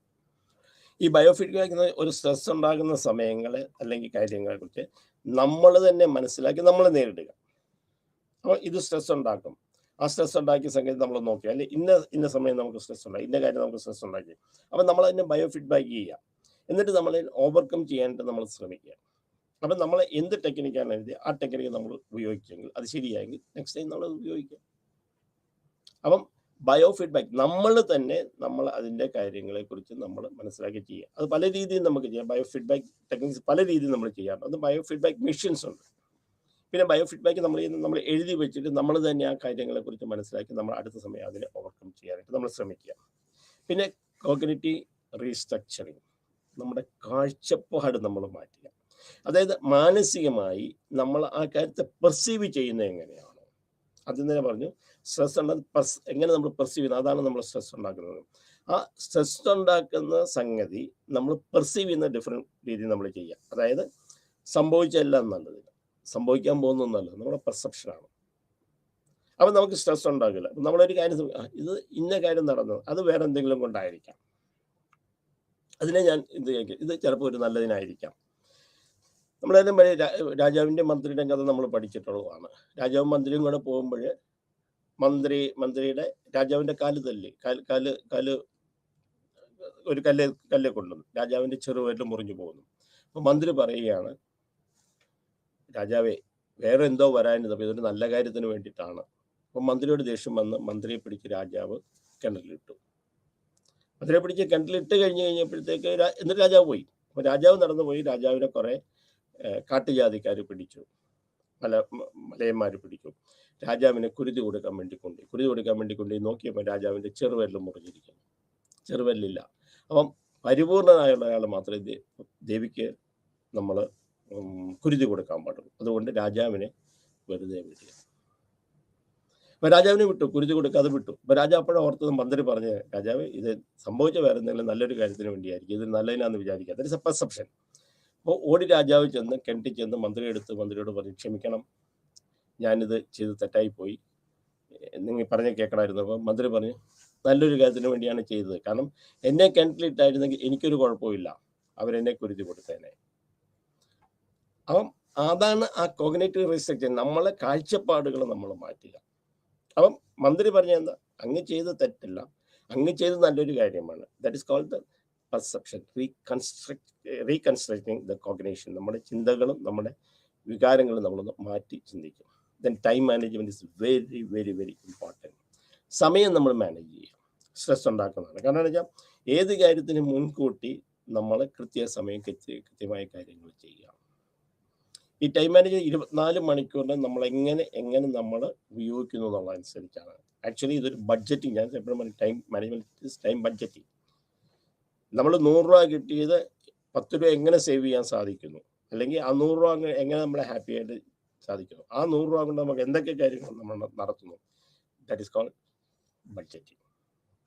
അപ്പം 24 മണിക്കൂറിനെ നമ്മൾ എങ്ങനെ വിനിയോഗിക്കുന്നു, അതിനെ എങ്ങനെ നമ്മൾ സ്ട്രക്ചർ ചെയ്യുന്നു, അതിനെയാണ് നമ്മൾ ടൈം മാനേജ്മെൻറ്റ്. ടൈം മാനേജ്മെൻറ്റ് എന്ന് പറഞ്ഞാൽ ഒന്ന് നമ്മൾ ചെയ്യേണ്ട കാര്യങ്ങൾ ആദ്യം നമ്മൾ പ്ലാൻ ചെയ്യുക, ഇമ്പോർട്ടൻ്റ് ഉള്ള കാര്യത്തിന് നമ്മൾ ഇമ്പോർട്ടൻസ് കൊടുക്കാം, ചെയ്യേണ്ട കാര്യങ്ങൾ അതേ സമയത്ത് നമ്മൾ ചെയ്യാം. അതാണ് ടൈം മാനേജ്മെൻറ്റ് എന്ന് പറയുന്നത്. അപ്പം സ്ട്രെസ് മാനേജ്മെൻറ്റിൽ relaxation techniques, meditation, yoga, mindfulness ഒന്നും നമ്മൾ നോക്കണം, അത് ഡീറ്റെയിൽ ആയിട്ട് കൊടുത്തിട്ടുണ്ട്. അത് ഒരു ടെക്നിക്ക് നമ്മൾ ഉപയോഗിക്കുന്നതാണ്. പിന്നെ ബയോ ഫീഡ്ബാക്കിൽ നമുക്ക് മനസ്സിലാക്കും. കോഗ്നിറ്റീവ് റീസ്ട്രക്ചറിങ് എന്ന് പറഞ്ഞാൽ വളരെ എളുപ്പമാണ്. നമ്മുടെ പെർസെപ്ഷൻ ചെയ്യാൻ ടൈം മാനേജ്മെൻറ്റ് കുറേ സ്റ്റെപ്സുകൾ നമ്മൾ നിങ്ങളുടെ പ്രിൻ്റഡ് നോട്ടിനകത്ത് കൊടുത്തിട്ടുണ്ട്, നോക്കണം. Then physical illness. അപ്പം ഇത് ഹെൽത്ത് സൈക്കോളജി നമ്മൾ പറയുമ്പോൾ എന്തൊക്കെയാണ് നമുക്ക് സ്ട്രെസ് ഉണ്ടാക്കുന്നത്, ആ സ്ട്രെസ് ഉണ്ടാകുന്ന നമ്മുടെ ശരീരത്തിൻ്റെ കാര്യങ്ങളാണ്. അപ്പം illness related food, diet and obesity. അപ്പം നമ്മുടെ ശരീരത്തിൽ കാർബോഹൈഡ്രേറ്റ്സ് നമുക്ക് ആവശ്യമുണ്ട്. കാർബോഹൈഡ്രേറ്റ്സ് എന്ന് പറഞ്ഞു കഴിഞ്ഞാൽ നമ്മൾ കഴിക്കുന്ന ആ കാർബോഹൈഡ്രേറ്റ്സ് ആയിട്ടുള്ള സാധനങ്ങൾ. അപ്പം നമ്മുടെ ശരീരത്തിനെ പിടിച്ചു നിർത്താൻ വേണ്ടി നമുക്ക് കാർബോഹൈഡ്രേറ്റ്സ് ധാരാളം ഇതുണ്ട്. നമ്മൾ ചോറ് കഴിക്കുമ്പോൾ, നമ്മൾ പഞ്ചസാര കഴിക്കുന്ന സമയത്ത്, ഗോതമ്പ് കഴിക്കുന്ന സമയത്ത് നമ്മുടെ ശരീരത്തിൽ കാർബോഹൈഡ്രേറ്റ്സ് ആണ് നമ്മൾ കൂടുതൽ വരിക. ആ കാർബോഹൈഡ്രേറ്റ്സ് നമുക്ക് കൂടിയല്ല, ഒരു പരിധി വരെ കൂടിക്കഴിഞ്ഞ് കഴിഞ്ഞാൽ ഒബിസിറ്റിയിലേക്ക് നമുക്ക് ലീഡ് ചെയ്യും. പക്ഷെ ആവശ്യത്തിനുള്ള കാർബോഹൈഡ്രേറ്റ്സ് നമുക്ക് വേണം. അപ്പോൾ കാർബോഹൈഡ്രേറ്റ്സ് നമ്മുടെ ഹെൽത്തിന് വളരെ ഇമ്പോർട്ടൻ്റ് ആണ്. അത് ഒരു പരിധി കൂടിക്കഴിഞ്ഞ് കഴിഞ്ഞാൽ അത് നമ്മുടെ ഒബിസിറ്റിയിലേക്ക് നമ്മൾ മാറും. പിന്നെ ലിപ്പിഡ്സ്, അതായത് നമ്മുടെ ശരീരത്തിന് കൊഴുപ്പുകൾ. അപ്പോൾ കൊഴുപ്പ് ആവശ്യമുണ്ട്, ആവശ്യത്തിൽ കൂടുതൽ കൊഴുപ്പായി കഴിഞ്ഞ് കഴിഞ്ഞാൽ അത് നമ്മുടെ ലിവറിനെ ബാധിക്കും, ഫാറ്റി ലിവറൊക്കെ ആയിട്ട് മാറും. ശരീരത്തിൻ്റെ കിഡ്നിയിൽ നമുക്ക് ബാധിക്കാം, ലിവർ നമുക്ക് ബാധിക്കാം, നമുക്ക് ഹൈ കൊളസ്ട്രോൾ നമുക്കുണ്ടാകാം, നമ്മൾ ഹാർട്ട് അറ്റാക്ക് പോലുള്ള രോഗങ്ങളുണ്ടാകും. അപ്പം ലിപ്പിഡ്സ് നമ്മൾ കുറഞ്ഞാലും കൂടിയാലും പ്രശ്നമാണ്. സാധാരണഗതിയിൽ നമ്മൾ പറയുന്ന കാർബോഹൈഡ്രേറ്റ്സിൻ്റെ ലെവൽ പോലെ തന്നെ കാർബോഹൈഡ്രേറ്റ്സ് നമ്മൾ കൂടുമ്പോഴത്തേക്ക് എന്താ പറ്റുന്നത്, അവിടെ ബോഡി മാസ് ഇൻഡെക്സ് കൂടും. വണ്ണം കൂടുതൽ വരുമ്പോൾ. അപ്പോൾ ബോഡി മാക്സ് നമ്മുടെ ഹൈറ്റും നമ്മുടെ വെയിറ്റും തമ്മിലുള്ള ആ ആനുപാതികതയാണ് ബോഡി മാസ് ഇൻഡെക്സ് നമ്മൾ പറയുന്നത്. അപ്പം നമ്മുടെ ശരീരത്തിൻ്റെ ഓരോ ഭാഗത്തും ഇങ്ങനെയാണ് അതിൻ്റെ ഈ കാർബോഹൈഡ്രേറ്റ്സ് നമുക്ക് കൂടിയിട്ടുള്ളത്, ഫാറ്റ് നമുക്ക് കൂടിയിട്ടുള്ളത്. അപ്പം ലിപ്പിഡ്സ് നമ്മുടെ ശരീരത്തിന് ആവശ്യമുണ്ട്, പക്ഷെ അതിൽ കൂടി കഴിഞ്ഞ് കഴിഞ്ഞാൽ അത് ലിവർ സിറോസിസിലേക്ക് പോകും. ദെൻ പ്രോട്ടീൻസ് ഒരു എല്ലാ പ്രോട്ടീൻസ് നമുക്ക് ആവശ്യമാണ്. പ്രോട്ടീൻ അടങ്ങിയ ആഹാരങ്ങൾ നമ്മൾ കടല കൂടുതൽ കഴിക്കണം, അല്ലെങ്കിൽ പയറുവർഗ്ഗങ്ങൾ കൂടുതൽ കഴിക്കണം. ഇതൊക്കെ നമ്മൾ പ്രോട്ടീൻസ് നമ്മൾ കൂട്ടാൻ പറ്റും. പക്ഷെ ഇതൊരു പരിധി വരെ കൂടി കഴിഞ്ഞ് കഴിഞ്ഞാൽ പ്രോട്ടീൻസ് നെഗറ്റീവ്ലി എഫക്ട് ചെയ്യും നമ്മുടെ ഹെൽത്തിനെ. പിന്നെ നമ്മൾ വൈറ്റാമിൻസ് ആണ്, vitamin A, vitamin B, vitamin D, vitamin C, vitamin E. അപ്പം അതിനകത്ത് വൈറ്റമിൻ ഡി നമുക്ക് കുറവാണെങ്കിൽ നമ്മുടെ എമോഷൻസിനെ ഭയങ്കരമായിട്ട് വരും. ബിയും അതുപോലെ തന്നെയാണ്. ഈ നമുക്ക് കുറയാനും മുടിക്കൊക്കെ നമുക്ക് പ്രശ്നങ്ങളുണ്ടാകും. അതുപോലെ തന്നെ സി നമുക്ക് വന്നു കഴിഞ്ഞാൽ ശരീരത്തിൻ്റെ കളറിന് നമുക്ക് വ്യത്യാസം ഉണ്ടാകും. അത് മിനറൽസ്, സിങ്ക്, സോഡിയം, പൊട്ടാസ്യം, ഇങ്ങനെയുള്ള ധാതുക്കൾ, അയൺ, ഇതൊക്കെ നമ്മുടെ ശരീരത്തിൽ. ഇപ്പം അയൺ നമ്മുടെ ബ്ലഡിനകത്ത് അയൺ കണ്ടൻറ്റ് കൂടി കഴിഞ്ഞ് കഴിഞ്ഞാൽ നമുക്ക് പ്രശ്നമാണ്. അയൺ കണ്ടൻറ്റ് കുറഞ്ഞു കഴിഞ്ഞാലും പ്രശ്നമാകും. അതുപോലെ തന്നെ സോഡിയം നമ്മൾ കുറഞ്ഞെന്നിരിക്കുക. സോഡിയം ഒരു പരിധി കൂടുതൽ കുറഞ്ഞു കഴിഞ്ഞ് കഴിഞ്ഞാൽ നമുക്ക് മാനസികമായ പ്രശ്നങ്ങളുണ്ടാകും. നമ്മുടെ മെമ്മറിയെ ബാധിക്കും, നമുക്ക് സംസാരിക്കുന്നതിനെ കുറിച്ച്, നമ്മുടെ കാര്യങ്ങൾ പറയുന്നതിനെ കുറിച്ച് നമുക്ക് പ്രശ്നം ഉണ്ടാകും. അപ്പോൾ മിനറൽസ് നമുക്ക് ആവശ്യമുണ്ട്, vitamins. Then minerals, then determinants. നമ്മൾ എന്തൊക്കെയാണ് ആഹാരം നമ്മൾ കഴിക്കാൻ നമ്മളെ പ്രേരിപ്പിക്കുന്നത്. ഒന്ന് നമ്മുടെ എൻവയോൺമെൻറ്റൽ ഇൻബോൺ പ്രോസസ്സാണ്. Determinants of inborn process. നമ്മുടെ തലച്ചോറിന് ഓരോരുത്തരുടെ തലച്ചോറിൻ്റെ അനുസരിച്ച് ആ തലച്ചോറിനകത്ത് നമ്മൾ ആഹാരത്തിനോട്, ചില പ്രത്യേക ആഹാരത്തിനോട് നമുക്ക് പ്രതിപത്യം ഉണ്ടാക്കും എന്നാണ് പഠനം തെളിയിച്ചിരിക്കുന്നത്. പ്രത്യേക ആഹാരത്തിനോട് നമ്മൾ ഉണ്ടാകുക. ദെൻ എൻവയോൺമെൻറ്റ് എഫക്ട്, ചുറ്റുപാടുകൾ. നമ്മൾ കണ്ടമാനം ആഹാരം കഴിക്കുന്ന രീതിയിൽ, ഇപ്പം നോൺ വെജിറ്റേറിയൻസ് ആണ്, നോൺ വെജിറ്റേറിയൻ കണ്ടമാനം കണ്ടമാനം ഫാറ്റ് കൂടിയ ഫുഡ് കഴിക്കുന്നതാണ്, അങ്ങനെയുള്ള സാഹചര്യങ്ങളാണ്. അപ്പോൾ ചുറ്റുപാട് നമുക്ക് അവൈലബിൾ ആണ്. ഇപ്പോൾ പാക്കറ്റ് ഫുഡൊക്കെ നമുക്ക് അവൈലബിൾ ആണ്. അപ്പം നമ്മൾ പറയുന്ന രീതിയിൽ നമുക്ക് ഫുഡ് കിട്ടുന്നുണ്ട്. അപ്പം നമ്മൾ പാക്കറ്റ് ഫുഡ് കിട്ടുന്നുണ്ട്, വറുത്തതും പൊരിച്ചതും കൂടുതൽ കിട്ടുന്നുണ്ട്. അങ്ങനെ വരുമ്പോഴത്തേക്ക് എൻവയോൺമെൻറ്റ് ഫാക്ടേഴ്സ് നമ്മൾ ചെയ്യും. പിന്നെ ചില ആൾക്കാർക്ക് ഈ ബൈയിങ് എന്ന് വെച്ചാൽ manage and control the food buying and eating habits, ചിലർക്ക് ഇത് നിയന്ത്രിക്കാൻ പറ്റില്ല. ഇതൊരു രോഗം പോലെയാണ്. കണ്ടമാനം ആഹാരം വാങ്ങിച്ച് കഴിക്കാനുള്ള, അല്ലെങ്കിൽ ഇത് നിയന്ത്രിക്കാനായിട്ടുള്ള ഒരു മാനസികാവസ്ഥ അത് നമുക്ക് ഉണ്ടാകുന്നത്. ചിലർക്ക് എബിലിറ്റി, അതിന് കഴിവുണ്ട്. അപ്പം ഫുഡ് ഹാബിറ്റ്സ് കൂടാനായിട്ടുള്ള കാര്യം ഒന്ന് തലച്ചോറിനകത്ത് ഓൾറെഡി, പിന്നെ ചുറ്റുപാടുകൾ, പിന്നെ ചിലരുടെ പേഴ്സണൽ സ്വഭാവങ്ങൾ. ഈ മൂന്ന് കാര്യങ്ങളാണ് ആഹാരം കഴിക്കാനായിട്ടുള്ള ഫുഡ് ഹാബിറ്റ്സിനെ കൺട്രോൾ ചെയ്യുക. ഒന്ന് ഇൻബോൺ ആയിട്ടുള്ളത്, പിന്നെ ചുറ്റുപാടുകൾ, പിന്നെ ചില പേഴ്സണൽ സ്വഭാവം. അപ്പോൾ ചില ഈറ്റിംഗ് ഡിസോർഡേഴ്സ് ഉണ്ട്. ആദ്യത്തെ പിക്കാന്ന് പറയുന്ന ഈ സ്വഭാവം എന്ന് വെച്ചാൽ ആവശ്യമില്ലാത്ത ഫുഡല്ലാത്ത സാധനങ്ങൾ നമ്മൾ കഴിക്കുക. അതായത് ഈറ്റിംഗ് ഡിസോർഡറിൽ ഒന്ന്, നമ്മൾ ചില കുട്ടികൾ തലമുടി എടുത്ത് കഴിക്കും, ചില നൂലെടുത്ത് കഴിക്കും, പേപ്പർ കഴിക്കുക. ഇത് ശരിക്കും ഫുഡല്ല, ഫുഡ് ഹാബിറ്റ്സിൽ പെട്ടതല്ല. അപ്പം ആവശ്യമില്ലാത്ത അല്ലെങ്കിൽ ആഹാരമല്ലാത്ത സാധനങ്ങൾ നമ്മൾ കഴിക്കുക, അതിന് പിക്കാന്ന് നമ്മൾ പറയുന്നത്. കൂടുതലും നമ്മൾ കാണുന്ന കുട്ടികളെ സ്ട്രെസ്സൊക്കെ വരും, മുടി പിടിച്ച് നമ്മൾ കാണുന്നുണ്ട്, തലമുടി പിടിച്ച് കഴിക്കുന്ന ആൾക്കാർ കാണുന്നുണ്ട്, കുട്ടികളെ കാണുന്നുണ്ട്. അല്ലെങ്കിൽ നമ്മുടെ ശരീരത്തിലുള്ള രോമം കടിച്ച് തിന്നുന്ന ആൾക്കാരെ കണ്ടിട്ടുണ്ട്, പേപ്പർ കഴിക്കുന്ന ആൾക്കാരെ കണ്ടിട്ടുണ്ട്. അപ്പോൾ ഇതാണ് പിക്കാന്ന് പറയുന്നത്. പിന്നെ റിമിനേഷൻ ഡിസോർഡർ, അതായത് നമ്മൾ ആഹാരം കഴിച്ചു കഴിഞ്ഞിട്ട് മൃഗങ്ങളെ പോലെ നമ്മളിത് രണ്ടാമത്തെ കെട്ടിയെടുത്ത് വായിലിട്ട് ചവച്ച് കഴിക്കും. അത് കുറച്ച് ആഹാരത്തിന് ശേഷം വീണ്ടും അത് തകർത്തി പുറത്തേക്ക് ഇടുക, അത് ചവയ്ക്കുക, അത് ഇറക്കുക. അത് ചില കണ്ട avoidance and restrictive food intake disorder. ചില ഫുഡുകൾ കഴിക്കില്ല, അത് മെയിൻ വണ്ണം വെക്കുമെന്ന് വെച്ചിരുന്നത്, ഇത് ഞാൻ കഴിക്കില്ല, അല്ലെങ്കിൽ ഇന്ന സാധനങ്ങൾ ഞാൻ ഇത്രയേ കഴിക്കുകയുള്ളൂ. ചില ഒരു ഇഡ്ഡലി കഴിക്കുക, അല്ലെങ്കിൽ ഞാൻ ഒരു ചപ്പാത്തിയെ കഴിക്കുകയുള്ളൂ, ഞാൻ മധുരം ഒന്നും കഴിക്കില്ല. അപ്പം ഇത് വണ്ണം വെക്കുമെന്നുള്ളത് കൊണ്ട് ചിലർ ഒരു നേരം ആഹാരം കഴിക്കുകയുള്ളൂ, കൺട്രോൾ ചെയ്യുകയാണ് ഫുഡ് ഇൻടേക്ക്. ഇങ്ങനെ ഡിസോർഡർ ഉണ്ട്. ആവശ്യത്തിനുള്ള ഫുഡ് കഴിക്കാതിരുന്ന് വണ്ണം കുറയ്ക്കുന്ന രോഗമാണ് avoidance restrictive food intake. Anorexia nervosa, വണ്ണം വെക്കുമെന്ന് വെച്ചാൽ ആഹാരം കഴിക്കാതിരിക്കാം. ആഹാരം കഴിച്ചു കഴിഞ്ഞാൽ പ്രശ്നങ്ങളുണ്ടാകുക, വൊമിറ്റിംഗ് പോലെ ഉണ്ടാകുക. ദാറ്റ് ഈസ് വണ്ണം വെക്കുമെന്ന് വെച്ചിട്ട് ഫുഡ് കുറയ്ക്കുക, ഫുഡ് കഴിക്കാതിരിക്കുക, ഫുഡ് കഴിച്ച് കഴിഞ്ഞാൽ വൊമിറ്റ് ചെയ്യുക, കഴിഞ്ഞ പ്രശ്നങ്ങളുണ്ട്. That is anorexia nervosa. പിന്നെ ബുൾമിയ നെർവോസ എന്ന് വെച്ചാൽ ആഹാരം കഴിച്ചു കഴിഞ്ഞിട്ട് ഇൻഡ്യൂസ്ഡ് ആയിട്ട് അത് വിരലൊക്കെ വായിലിട്ടിട്ട് ശ്രദ്ധിച്ച് കളയുക, വണ്ണം വെക്കാതിരിക്കാൻ വേണ്ടി. ഫുഡ് കഴിക്കും, ഫുഡ് കഴിച്ച് കഴിഞ്ഞാൽ അവിടെ തന്നെ ശ്രദ്ധിച്ച് കളയുക. അപ്പം മിക്കാന്ന് പറഞ്ഞാൽ ആവശ്യം ഫുഡ് ഐറ്റംസ് അല്ലാത്തത് കഴിക്കുക. റിമൈനിയ എന്ന് പറഞ്ഞാൽ നമ്മൾ വയറ്റിൽ കിടക്കുന്നത് വീണ്ടും നമ്മൾ എടുത്തിട്ട് നമ്മളത് ഇത് ചെയ്ത് കഴിക്കുക. പിന്നെ ഫുഡ് ഇൻടേക്ക് ചില റെസ്ട്രിക്ഷൻസ് ഉണ്ടാക്കുക. ദെൻ അനറോക്സ നെർവോസ എന്ന് പറഞ്ഞു കഴിഞ്ഞാൽ നമ്മൾ കഴിക്കാതിരിക്കുക, ചില വണ്ണം വെക്കൊന്നിച്ച് കഴിക്കാതിരിക്കുക, ചിലത് കഴിച്ചു കഴിഞ്ഞിട്ട് കൈ വിരലിട്ട് കഴിക്കുക. പിന്നെ ബിഞ്ച് ഈറ്റിംഗ് ഡിസോർഡർ എന്ന് വെച്ച് കഴിഞ്ഞാൽ ഡിപ്രഷൻ കൂടുതൽ വലിച്ചുവാരി കഴിക്കുക. എന്തൊക്കെ കഴിച്ചു കഴിഞ്ഞാലും മതിയാവില്ല, എത്ര കഴിച്ചാലും ഇടയ്ക്കിടയ്ക്ക് ആഹാരം കഴിക്കും. That is binge eating disorder. കാരണം ഡിപ്രഷനിൽ നമ്മൾ കാണുന്നതാണ്. പിന്നെ problem related to sexual health. Sexually ആദ്യത്തെ sexual health problem. Sexual health it's very very important. Sex എന്ന് പറയുന്നത് ലൈഫിൽ വളരെ ആവശ്യമുള്ള സംഗതിയാണ്. ആ സെക്സ് എങ്ങനെയാണ് നമുക്ക് നമ്മുടെ ഹെൽത്തിനെ നമ്മൾ ബാധിക്കുക. അപ്പം ഒരു നാച്ചുറൽ ആയിട്ടുള്ള ഹെൽത്തി ആരോഗ്യപരമായിട്ടുള്ള സെക്ഷൽ റിലേഷൻഷിപ്പ് എല്ലാം വേണം. അങ്ങനെ ഇല്ല എന്നുണ്ടെങ്കിൽ അത് പ്രശ്നമാണ്. അപ്പോൾ അനാരോഗ്യകരമായിട്ടുള്ള ശാരീരിക ബന്ധങ്ങളിൽ ഏർപ്പെടുമ്പം,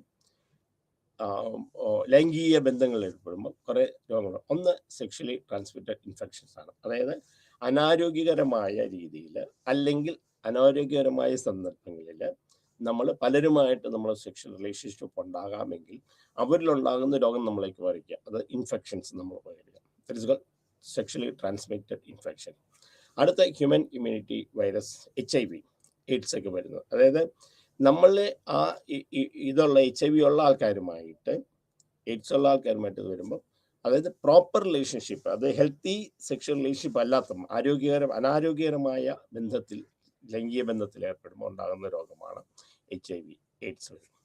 ദെൻ റീപ്രൊഡക്റ്റീവ് ട്രാക്ട് ഇൻഫെക്ഷൻ. അപ്പം സെക്ഷൽ പ്രൊഡക്റ്റീവ് ആയിട്ടുള്ള ആ ട്രാക്റ്റിനകത്തുണ്ടാകുന്ന ഇൻഫെക്ഷനാണ് സെക്ഷലി ട്രാക്ട് ഇൻഫെക്ഷൻ എന്ന് പറയുന്നത്. ചില സാഹചര്യങ്ങളിൽ സെക്ഷൽ പ്രോബ്ലം ഉണ്ടാകുന്നത് മെഡിക്കൽ ആൻഡ് ഫിസിയോളജിക്കൽ. ചില മെഡിസിൻസ് ചിലപ്പം സെക്സിൻ്റെ ഇത് കൂട്ടുമെന്ന് പറഞ്ഞുകൊണ്ട് ചെയ്യുന്ന ചില കാര്യങ്ങൾ സെക്സിന് ചില നെഗറ്റീവായിട്ട് ബാധിക്കും, ചില മെഡിസിൻസ്. അതുപോലെ തന്നെ ഫിസിയോളജിക്കൽ, വണ്ണം കൂടുക, വണ്ണം കുറയുക, നേഴ്സിൻ്റെ പ്രശ്നങ്ങൾ, എന്തെങ്കിലും ഞരമ്പിൻ്റെ പ്രശ്നങ്ങൾ, അങ്ങനെയൊക്കെ ഉള്ളപ്പം നമ്മൾ ഹെൽത്ത് റിലേഷൻസ് പ്രശ്നം ഉണ്ടാകുക. Psychological factors, anxiety, tension, depression, ഇതൊക്കെ ഉണ്ടാകുമ്പോൾ ചിലപ്പം സൈക്കോളജിക്കൽ ഫാക്ടേഴ്സ് നമുക്ക് സെക്സിനെ ബാധിക്കാം, ശാരീരികമായ പ്രശ്നങ്ങളുണ്ടാക്കാം. റിലേഷൻഷിപ്പ് ഇഷ്യൂസ്, മാനസികമായി പൊരുത്തമില്ലാത്ത ബന്ധങ്ങൾ, അതായത് സ്ത്രീ പുരുഷ ബന്ധങ്ങൾ, ഹസ്ബൻഡ് ആൻഡ് വൈഫുമായിട്ടുള്ള റിലേഷൻഷിപ്പിലുണ്ടാകുന്ന ഇഷ്യൂസ്, ഇത് സെക്സിനെ നമുക്ക് ബാധിക്കാം. അപ്പം സെക്സ് കൊണ്ട് ട്രാൻസ്മിറ്റഡ് ഇൻഫെക്ഷൻസ് ഉണ്ടാകാം, HIV നമുക്ക് പകരാം, ട്രാക്ട് ഇൻഫെക്ഷൻസ് കൊണ്ട് സെക്സിന് പ്രശ്നം ഉണ്ടാകാം, മെഡിസിന് അല്ലെങ്കിൽ ശാരീരികമായ പ്രശ്നങ്ങൾ ഉണ്ടാക്കാം, സൈക്കോളജിക്കൽ ആയിട്ടുള്ള മാനസികമായ പ്രശ്നങ്ങൾ സെക്സിനെ ബാധിക്കാം, റിലേഷൻഷിപ്പ് സെക്സിനെ ബാധിക്കാം. എന്തൊക്കെയാണ് സെക്ഷൽ ഡിസ്ഫങ്ഷൻസ് ഉണ്ടാകാം? ആദ്യത്തെ സെക്ഷൽ ഡിസ്ഫങ്ഷൻ എറക്ടൈൽ ഡിസോർഡർ ആണ്. സാധാരണ ആണുങ്ങൾക്ക് കാണുന്ന രോഗമാണ്. ഉത്തേജനം ഉണ്ടാകാതിരിക്കുക എന്ന് പറഞ്ഞു കഴിഞ്ഞാൽ ഇത് 2-3 കാരണങ്ങൾ കൊണ്ടാകും. ഒന്ന്, മാനസികമായ പ്രശ്നങ്ങൾ കൊണ്ട് ഉത്തേജനം ഉണ്ടാകാതിരിക്കാം, അല്ലെങ്കിൽ നേഴ്സിൻ്റെ പ്രശ്നം കൊണ്ട് ഉത്തേജനം ഉണ്ടായിരിക്കും. പിന്നെ ഒന്ന്, പല മെഡിസിൻസും നമ്മൾ കഴിക്കും, അത് ഉത്തേജനം കുറയ്ക്കാം. അപ്പം ഇറക്ടൈൽ ഡിസ്ഫങ്ഷൻ എന്ന് വെച്ചാൽ ആണുങ്ങളിൽ ഉണ്ടാകുന്നതാണ്. സന്ദർഭത്തിൽ നമുക്ക് ജനിത അവയവം ഉത്തേജനം ഉയരാതിരിക്കുക. ദെൻ ഫീമെയിൽ ഓർഗാസ്മിക് ഡിസോർഡർ, അത് പെണ്ണുങ്ങൾക്ക് ഓർഗാസം എന്ന് വെച്ചാൽ സെക്ഷൽ സാറ്റിസ്ഫാക്ഷൻ ഉണ്ടാക്കുക, ലൈംഗിക ബന്ധത്തിൽ ഏർപ്പെടുമ്പം സുഖമുണ്ടാകാതിരിക്കുക, അല്ലെങ്കിൽ അതിൻ്റെ പാരതമ്യത്തിലെത്താതിരിക്കുക, അതാണ് ഫീമെയിൽ ഓർഗാസമിക് ഡിസോർഡർ എന്ന് പറയുന്നത്. പിന്നെയുള്ള ഡിലേഡ് ഇജാക്കുലേഷൻ, അത് ആണുങ്ങൾക്കാണ് ഉണ്ടാകുന്നത്. ഇജാക്കുലേഷൻ ഉണ്ടാകാതിരിക്കുക ഭയങ്കരമായിട്ട്, അതായത് എല്ലാം കഴിഞ്ഞു കഴിഞ്ഞാലും യഥാർത്ഥത്തിൽ സെമൻ അല്ലെങ്കിൽ ശുക്ലം പുറത്തു പോകാതിരിക്കുക, അതാണ് ഡിലേഡ് ഇജാക്കുലേഷൻ. പിന്നെ എയർലി ഇജാക്കുലേഷൻ ഇത് premature ejaculation. Early or premature ejaculation, അത് ഒന്ന് സെക്സ് ആലോചിക്കുമ്പോൾ തന്നെ പോകാം, അല്ലെങ്കിൽ സെക്സിൽ ഏർപ്പെടുമ്പോൾ പോകാം, ബന്ധത്തിൽ ഏർപ്പെടുന്നതിന് മുമ്പ് പോകാം, അത് എയർലി ഓർ പ്രീമച്വർ ഇജാക്കുലേഷൻ എന്ന് പറയുന്നത്. പിന്നെ genito pelvic pain or penetration disorder, സാധാരണ പെണ്ണുങ്ങളിൽ കാണുന്നതാണ്. ലൈംഗിക ബന്ധത്തിൽ ഏർപ്പെടുമ്പോൾ ബന്ധപ്പെടുന്നതിന് മുമ്പ് ലിംഗം കയറ്റാൻ സാധിക്കാതെ വരിക, ലിംഗം യോനിയിലേക്ക് കയറ്റാൻ സാധിക്കും, ആ സമയത്ത് പേരുണ്ട്. അത് വജനസ് മെസ് എന്ന് പറഞ്ഞാൽ ആ യോനി ഭാഗം ആവശ്യത്തിന് വികസിച്ചു കൊടുക്കാതിരിക്കുക. അത് സാധാരണഗതിയിൽ ഉണ്ടാകുന്ന സൈക്കോളജിക്കലാകാം, അത് ഫിസിക്കലും ആകാം. ഫിസിക്കലാണെങ്കിൽ അത് നമുക്ക് സാധാരണഗതി ഗൈനക്കിനെ കണ്ട് മാറ്റേണ്ടതാണ്. അതല്ല സൈക്കോളജിക്കലാണെങ്കിൽ റിലാക്സേഷൻ ടെക്നിക്സ് അല്ലെങ്കിൽ അതിന് മെഡിസിൻസ് കഴിച്ച് നമ്മൾ മാറ്റേണ്ടതാണ്. ചിലപ്പോൾ ആങ്സൈറ്റി കൊണ്ട് ചിലപ്പോൾ അതുണ്ടാകാം. പിന്നെ substance abuse, sexual dysfunction, medicine എന്തെങ്കിലും നമ്മൾ ലഹരി പദാർത്ഥങ്ങൾ ഒരു പരിധിക്കപ്പുറം നമ്മൾ ആൽക്കഹോൾ ഉപയോഗിച്ചാൽ, പരിധിക്കപ്പുറം മയക്കുമരുന്നുകൾ ഉപയോഗിച്ചാൽ, അല്ലെങ്കിൽ ചില മെഡിസിൻസ് പരിധിക്കപ്പുറം ഉപയോഗിച്ചാൽ നമുക്ക് സെക്ഷൽ ഡിസ്ഫങ്ഷൻ ഉണ്ടാകാം. സാധാരണഗതിയിൽ ഉണ്ടാകുന്ന erectile dysfunctions, sexual problems erectile disorder ആണ്, ആണുങ്ങളിൽ കാണുന്നതാണ്. ഫീമെയിൽ ഓർഗാസ്മിക് ഡിസോർഡർ പല പേര് പോലെ തന്നെ പെണ്ണുങ്ങൾക്ക് ഉണ്ടാകുന്ന ഓർഗാസം ഉണ്ടാകാതിരിക്കുന്ന ഒരവസ്ഥയാണ്. ഡിലേഡ് ഇജാക്കുലേഷൻ ആണുങ്ങൾക്കാണ്, അത് വളരെ താമസിച്ച് നമ്മൾ ശുക്ലം വരിക എന്നുള്ളതാണ്. എയർലി ഇജാക്കുലേഷൻ അത് വളരെ പെട്ടെന്ന്, അല്ലെങ്കിൽ പ്രീമച്വർ ഇജാക്കുലേഷൻ, അതായത് ലൈംഗിക ബന്ധത്തിൽ ഏർപ്പെട്ട് പരിപൂർണതയിൽ എത്തുന്നതിന് മുമ്പ് ejaculation, premature ejaculation. Genito pelvic pain or penetration disorder എന്ന് പറയും, സാധാരണ സ്ത്രീകൾക്കാണ് ഉണ്ടാകുന്നത്. അത് ഇൻസേർട്ട് ചെയ്യാനായിട്ട് തുടങ്ങുമ്പോൾ, ഇൻസേർട്ട് ചെയ്യാനുണ്ടാകുമ്പോൾ വേദനയാണ് പെനിട്രേഷൻ എന്നുള്ളത്. പിന്നെ substance or medication induce sexual dysfunction, മെഡിസിനോ ഇതോ എന്തെങ്കിലും ഉണ്ടാകുന്ന ഡിസ്ഫങ്ഷനാണ്. ഇനി നമുക്ക് ഇതിനകത്ത് പഠിക്കാനുള്ള കാര്യങ്ങൾ എന്ന് പറഞ്ഞു കഴിഞ്ഞാൽ, എന്തൊക്കെയാണ് ഡിസോർഡേഴ്സ്, എന്തൊക്കെയാണ് പ്രശ്നങ്ങൾ ഉണ്ടാകുക, മാനസികമായ ശാരീരികമായ പ്രശ്നങ്ങൾ എന്തൊക്കെയാണ് ഉണ്ടാകുക, മനസ്സിന് എന്തൊക്കെ ഈ സ്ട്രെസ് കൊണ്ട് മാനസികമായ എന്തെങ്കിലും ഉണ്ടാകുന്നത്, ശാരീരികമായ വേദനകൾ, ശാരീരികമായ പല വേദനകളും നമുക്കറിയാം. അതിനെക്കുറിച്ച് ഡീറ്റെയിൽ ആയിട്ട് ഞാൻ വരുന്ന ക്ലാസ്സിൽ എടുക്കുന്നതായിരിക്കും, അടുത്ത ക്ലാസ്സിൽ എടുക്കുന്നതായിരിക്കും. എന്തൊക്കെ സ്ട്രെസ് കൊണ്ട് എന്തൊക്കെ ഉണ്ടാക്കാം, സൈക്കാട്രിക് പ്രോബ്ലംസ് എന്തൊക്കെ ഉണ്ടാക്കാം, അല്ലെങ്കിൽ സൈക്കോളജിക്കൽ പ്രോബ്ലം എന്തൊക്കെ ഉണ്ടാക്കാം, ശാരീരികമായ പ്രശ്നങ്ങൾ എന്തൊക്കെ ഉണ്ടാക്കാം, അത് വേദനകൾ പോലുള്ളത്, നമുക്ക് അൾസർ പോലുള്ളത്, ക്യാൻസർ പോലുള്ള അസുഖങ്ങൾ, ഓവർ സ്ട്രെസ് നമുക്ക് ഉണ്ടാക്കുന്നത്, ഏതൊക്കെ തരത്തിലുള്ള ക്യാൻസറുകൾ നമുക്ക് സ്ട്രെസ് കൊണ്ട് ഉണ്ടാകാൻ സാധ്യതയുണ്ട്, ഏതൊക്കെ തരത്തിലുള്ള മാനസിക രോഗങ്ങൾ നമുക്ക് ഉണ്ടാകാനുള്ള സാധ്യതയുണ്ട്, അതാണ് നമുക്ക് ഇനി പഠിക്കാം. അത് ഡീറ്റെയിൽ ആയിട്ട് നമ്മൾ വരുന്ന ക്ലാസ്സിൽ എടുക്കാം. ഈ പഠിച്ച കാര്യങ്ങൾ ഒന്നുകൂടെ നമുക്കൊന്ന് നോക്കാം. അത് ഒന്നുകൂടെ ഞാൻ പറയുകയാണ്. ആദ്യം നമ്മൾ പറയുന്നത് ഏതൊക്കെ ഫാക്ടേഴ്സാണ് കോൺട്രിബ്യൂട്ട് ചെയ്യുക, അതായത് സ്ട്രെസ് ഉണ്ടാകാനുള്ള അങ്ങനെയുള്ള ആൾക്കാർക്കാണ് സ്ട്രെസ് ഉണ്ടാകുന്നത്. Okay, type A personality, type A പേഴ്സണാലിറ്റിയുടെ ആൾക്കാരുടെ സ്വഭാവമാണ് ഈ പറഞ്ഞത്. Status of insecurity, urgency of time, hyper aggressiveness, free floating dissociate, drive towards self destruction. ഇതാണ് എ ടൈപ്പ് പേഴ്സണാലിറ്റിയുടെ സ്വഭാവങ്ങൾ. ഇവർക്കാണ് സ്ട്രെസ് ഉണ്ടാകാൻ കാരണമുള്ള ഒന്ന്. ഇങ്ങനെയുള്ള പേഴ്സണാലിറ്റിക്ക് സ്ട്രെസ് ഉണ്ടാകാം. സെക്കൻഡ് ഉള്ളത് ഹോസ്റ്റിലിറ്റി, അത് പെട്ടെന്ന് ഇറിറ്റബിലിറ്റി ഉണ്ടാകുന്നുള്ള ചില ആൾക്കാരുണ്ട്. അല്ലെങ്കിൽ അവർ നോർമലായിട്ട് ഹോസ്റ്റിലിറ്റി ഉള്ള സ്വഭാവം, irritability and anger experience individual who otherwise same perfectly, അവർ കാണുമ്പോൾ എല്ലാം വളരെ നോർമലായിട്ടിരിക്കുന്ന സംഗതികളായിരിക്കും. പക്ഷെ എന്താ പറ്റുന്നതെന്ന് ചോദിച്ചു കഴിഞ്ഞാൽ, അവർ ഈ ഹോസ്റ്റിലിറ്റി എന്തെങ്കിലും പ്രത്യേക സാഹചര്യങ്ങളുണ്ടാകുമ്പോൾ അവർ അഗ്രസീവാകും. അപ്പോൾ അവരാണ് ഹോസ്റ്റിലിറ്റി എന്ന് പറയുന്നത്. പിന്നെ പെർഫെക്ഷനിസം ഉള്ള, എല്ലാം വളരെ പെർഫെക്റ്റായിട്ട് നടക്കണം എന്നുള്ള ആൾക്കാർക്ക് സ്ട്രെസ് കൂടാം. പിന്നെ പ്രൊക്കാസിനേഷൻ, കാര്യങ്ങൾ മാറ്റി വെക്കുക. ഞാൻ പറയും, സാധനം മാറ്റി വെക്കുന്ന ആൾക്കാർക്ക് സ്ട്രെസ് നമ്മൾ വളരെ കുറവായിട്ട് പലപ്പോഴും കാണുന്നത്. കാരണം എന്താ വെച്ചാൽ, ഞങ്ങളത് മാറ്റി വെച്ചു, അവർ സ്ട്രെസ് ഉണ്ടെന്ന് പറയും. ബേസിക്കലി അവർക്കാണ് ഇത് സൈക്കോളജിക്കൽ പ്രോബ്ലമായിട്ട് നമ്മൾ procrastination. Then learn helplessness, learn pessimism, എന്നുവെച്ചാൽ എന്നെ കൊണ്ടൊന്നിനും പറ്റിയില്ല, എന്നെ കൊണ്ടൊന്നും പറ്റിയില്ലാത്ത ആൾക്കാർക്ക് എന്നെ കൊണ്ടൊന്നിനും പറ്റിയില്ല, എല്ലാം എനിക്ക് ബുദ്ധിമുട്ടായിട്ട് തോന്നും. അത് തന്നെ ലേൺ ഹെൽപ്നെസ്സൻസ്, ലേൺ പെസിമിസം, ഒന്നും ശരിയാകുകയില്ല, അല്ലെ അത് ശരിയാകുകയില്ല, അങ്ങനെ ഇരിക്കുന്ന ആൾക്കാർ. പിന്നെ പേഴ്സണലൈസേഷൻ, ഇങ്ങനെയുള്ള ആൾക്കാർ പേഴ്സണലൈസേഷൻ, ഞാൻ തന്നെ എല്ലാ കാര്യങ്ങളും എന്നെ ബേസ് ചെയ്തിട്ട് വരുന്നത്. പിന്നെ പെർമനൻസ്, ഇങ്ങനെയൊക്കെ ആയിക്കോട്ടെ എന്നൊക്കെ വെച്ചിരിക്കുന്ന ചില ആൾക്കാരുണ്ട്. ഇങ്ങനെയുള്ള ആൾക്കാർക്ക് സ്ട്രെസ് കൂടുതലായിരിക്കും. പിന്നെ മോഡറേറ്റേഴ്സ് ഓഫ് സ്ട്രെസ്, എന്തൊക്കെയാണ് കാര്യങ്ങൾ മോഡറേറ്റ് ചെയ്ത് ഈ സ്ട്രെസ്സിനെ കൺട്രോൾ ചെയ്യുന്നത്, അത് ഒന്ന് locus of control. Locus of control നമ്മൾ വളരെ ഇങ്ങനെയൊക്കെ സംഭവിച്ചിട്ട് എല്ലാം എന്നെ ബേസ് ചെയ്തത്. ലോക്കസ് ഓഫ് കൺട്രോൾ എന്നെ ബേസ് ചെയ്തിട്ട് കാര്യങ്ങൾ തീരുമാനം എടുക്കുന്ന അവർക്ക് സ്ട്രെസ് ഉണ്ടാകില്ല. പക്ഷേ അത് ലോക്കസ് ഓഫ് കൺട്രോൾ പുറത്തുനിന്നുള്ളതായിരിക്കും, എക്സ്റ്റേണൽ ഫാക്ടേഴ്സ് ആകുമ്പോൾ സ്ട്രെസ് കൂടും. അതായത് ഞാൻ ചെയ്യുന്ന കാര്യങ്ങൾ എന്നെ ബേസ് ചെയ്ത് ഞാൻ തീരുമാനിക്കുന്ന പോലെ കാര്യങ്ങൾ നടക്കുകയുള്ളൂ, ഞാൻ പറയുന്ന പോലെ കാര്യങ്ങൾ നടക്കുകയുള്ളൂ. അങ്ങനെയുള്ള ആൾക്കാരെ സംബന്ധിച്ചിടത്തോളം സ്ട്രെസ് കുറയും. പക്ഷേ ആ ലോക്കസ് ഓഫ് കൺട്രോൾ പുറത്തുനിന്നാകുമ്പോൾ എക്സ്റ്റേണൽ ഫാക്ടേഴ്സ് ആകുമ്പോൾ അത് സ്ട്രെസ് കൂട്ടും. അപ്പം ഇത് മനസ്സിലാക്കാൻ ലോക്കസ് ഓഫ് കൺട്രോൾ എന്ന് പറയുന്നത് രണ്ട് രീതിയിൽ, ഒന്ന് ഇന്റേണൽ, ഒന്ന് എക്സ്റ്റേണൽ. ഇന്റേണൽ ആയിട്ടാകുമ്പോൾ ഞാൻ എൻ്റെ കാര്യങ്ങൾ ഞാൻ തന്നെ തീരുമാനിക്കും. എനിക്ക് സ്ട്രെസ് ഉണ്ടാകും, എനിക്ക് ഒരിടത്ത് പോകണം. ഞാനൊരു സമയത്ത് ഞാനൊരു 10 മണിക്ക് പോകണമെന്ന് വിചാരിച്ചു, എനിക്ക് 10:30 ആയിപ്പോയി, എനിക്ക് പ്രശ്നമില്ല, ഞാൻ എൻ്റെ കൺട്രോൾ എൻ്റെ ഇല്ല, ഞാൻ ഇങ്ങനെ പോകുന്നുള്ളൂ എന്ന് എനിക്ക് തീരുമാനിക്കും, സ്ട്രെസ് ഉണ്ടാകില്ല. പക്ഷെ അത് പുറത്തുനിന്നാണ്, വേറെ ആളെ എനിക്ക് 10 മണിക്ക് പോകണമെന്നിരിക്കുന്നത്, അപ്പോൾ സ്ട്രെസ് ആവും. അപ്പം locus of control internal external ആണ്. ഇന്റേണൽ സ്ട്രെസ് കുറവായിരിക്കും, എക്സ്റ്റേണൽ സ്ട്രെസ് കൂടുതലായിരിക്കും. പിന്നെ ഹാർഡ്നെസ്, ഇങ്ങനെയൊക്കെ സംഭവിച്ചോട്ടെ എന്ന് വിചാരിക്കുന്ന ആൾക്കാർ, ഇങ്ങനെയൊക്കെ സംഭവിച്ചോട്ടെ, സംഭവിക്കുന്ന അങ്ങനെ സംഭവിക്കും, എന്നെ ബാധിക്കില്ല എന്ന് വിചാരിക്കുക, അവർക്ക് സ്ട്രെസ് ഉണ്ടാവില്ല. സോഷ്യൽ സപ്പോർട്ടുള്ള ആൾക്കാർക്ക് സ്ട്രെസ് ഉണ്ടാകും. എന്തെങ്കിലും ഒരു പ്രശ്നം ഉണ്ടാകുമ്പോൾ സോഷ്യൽ സപ്പോർട്ട് ഉണ്ടാകുക, അവർക്ക് സ്ട്രെസ് ഉണ്ടാകുകയില്ല. പിന്നെ ഓപ്റ്റിമിസം ആൻഡ് പെസിമിസം, ഓപ്റ്റിമിസ്റ്റിക് ആയിട്ടുള്ള ആൾക്കാർക്ക് സ്ട്രെസ് കുറവായിരിക്കും, പെസിമിസ്റ്റിന് സ്ട്രെസ് കൂടുതലായിരിക്കും.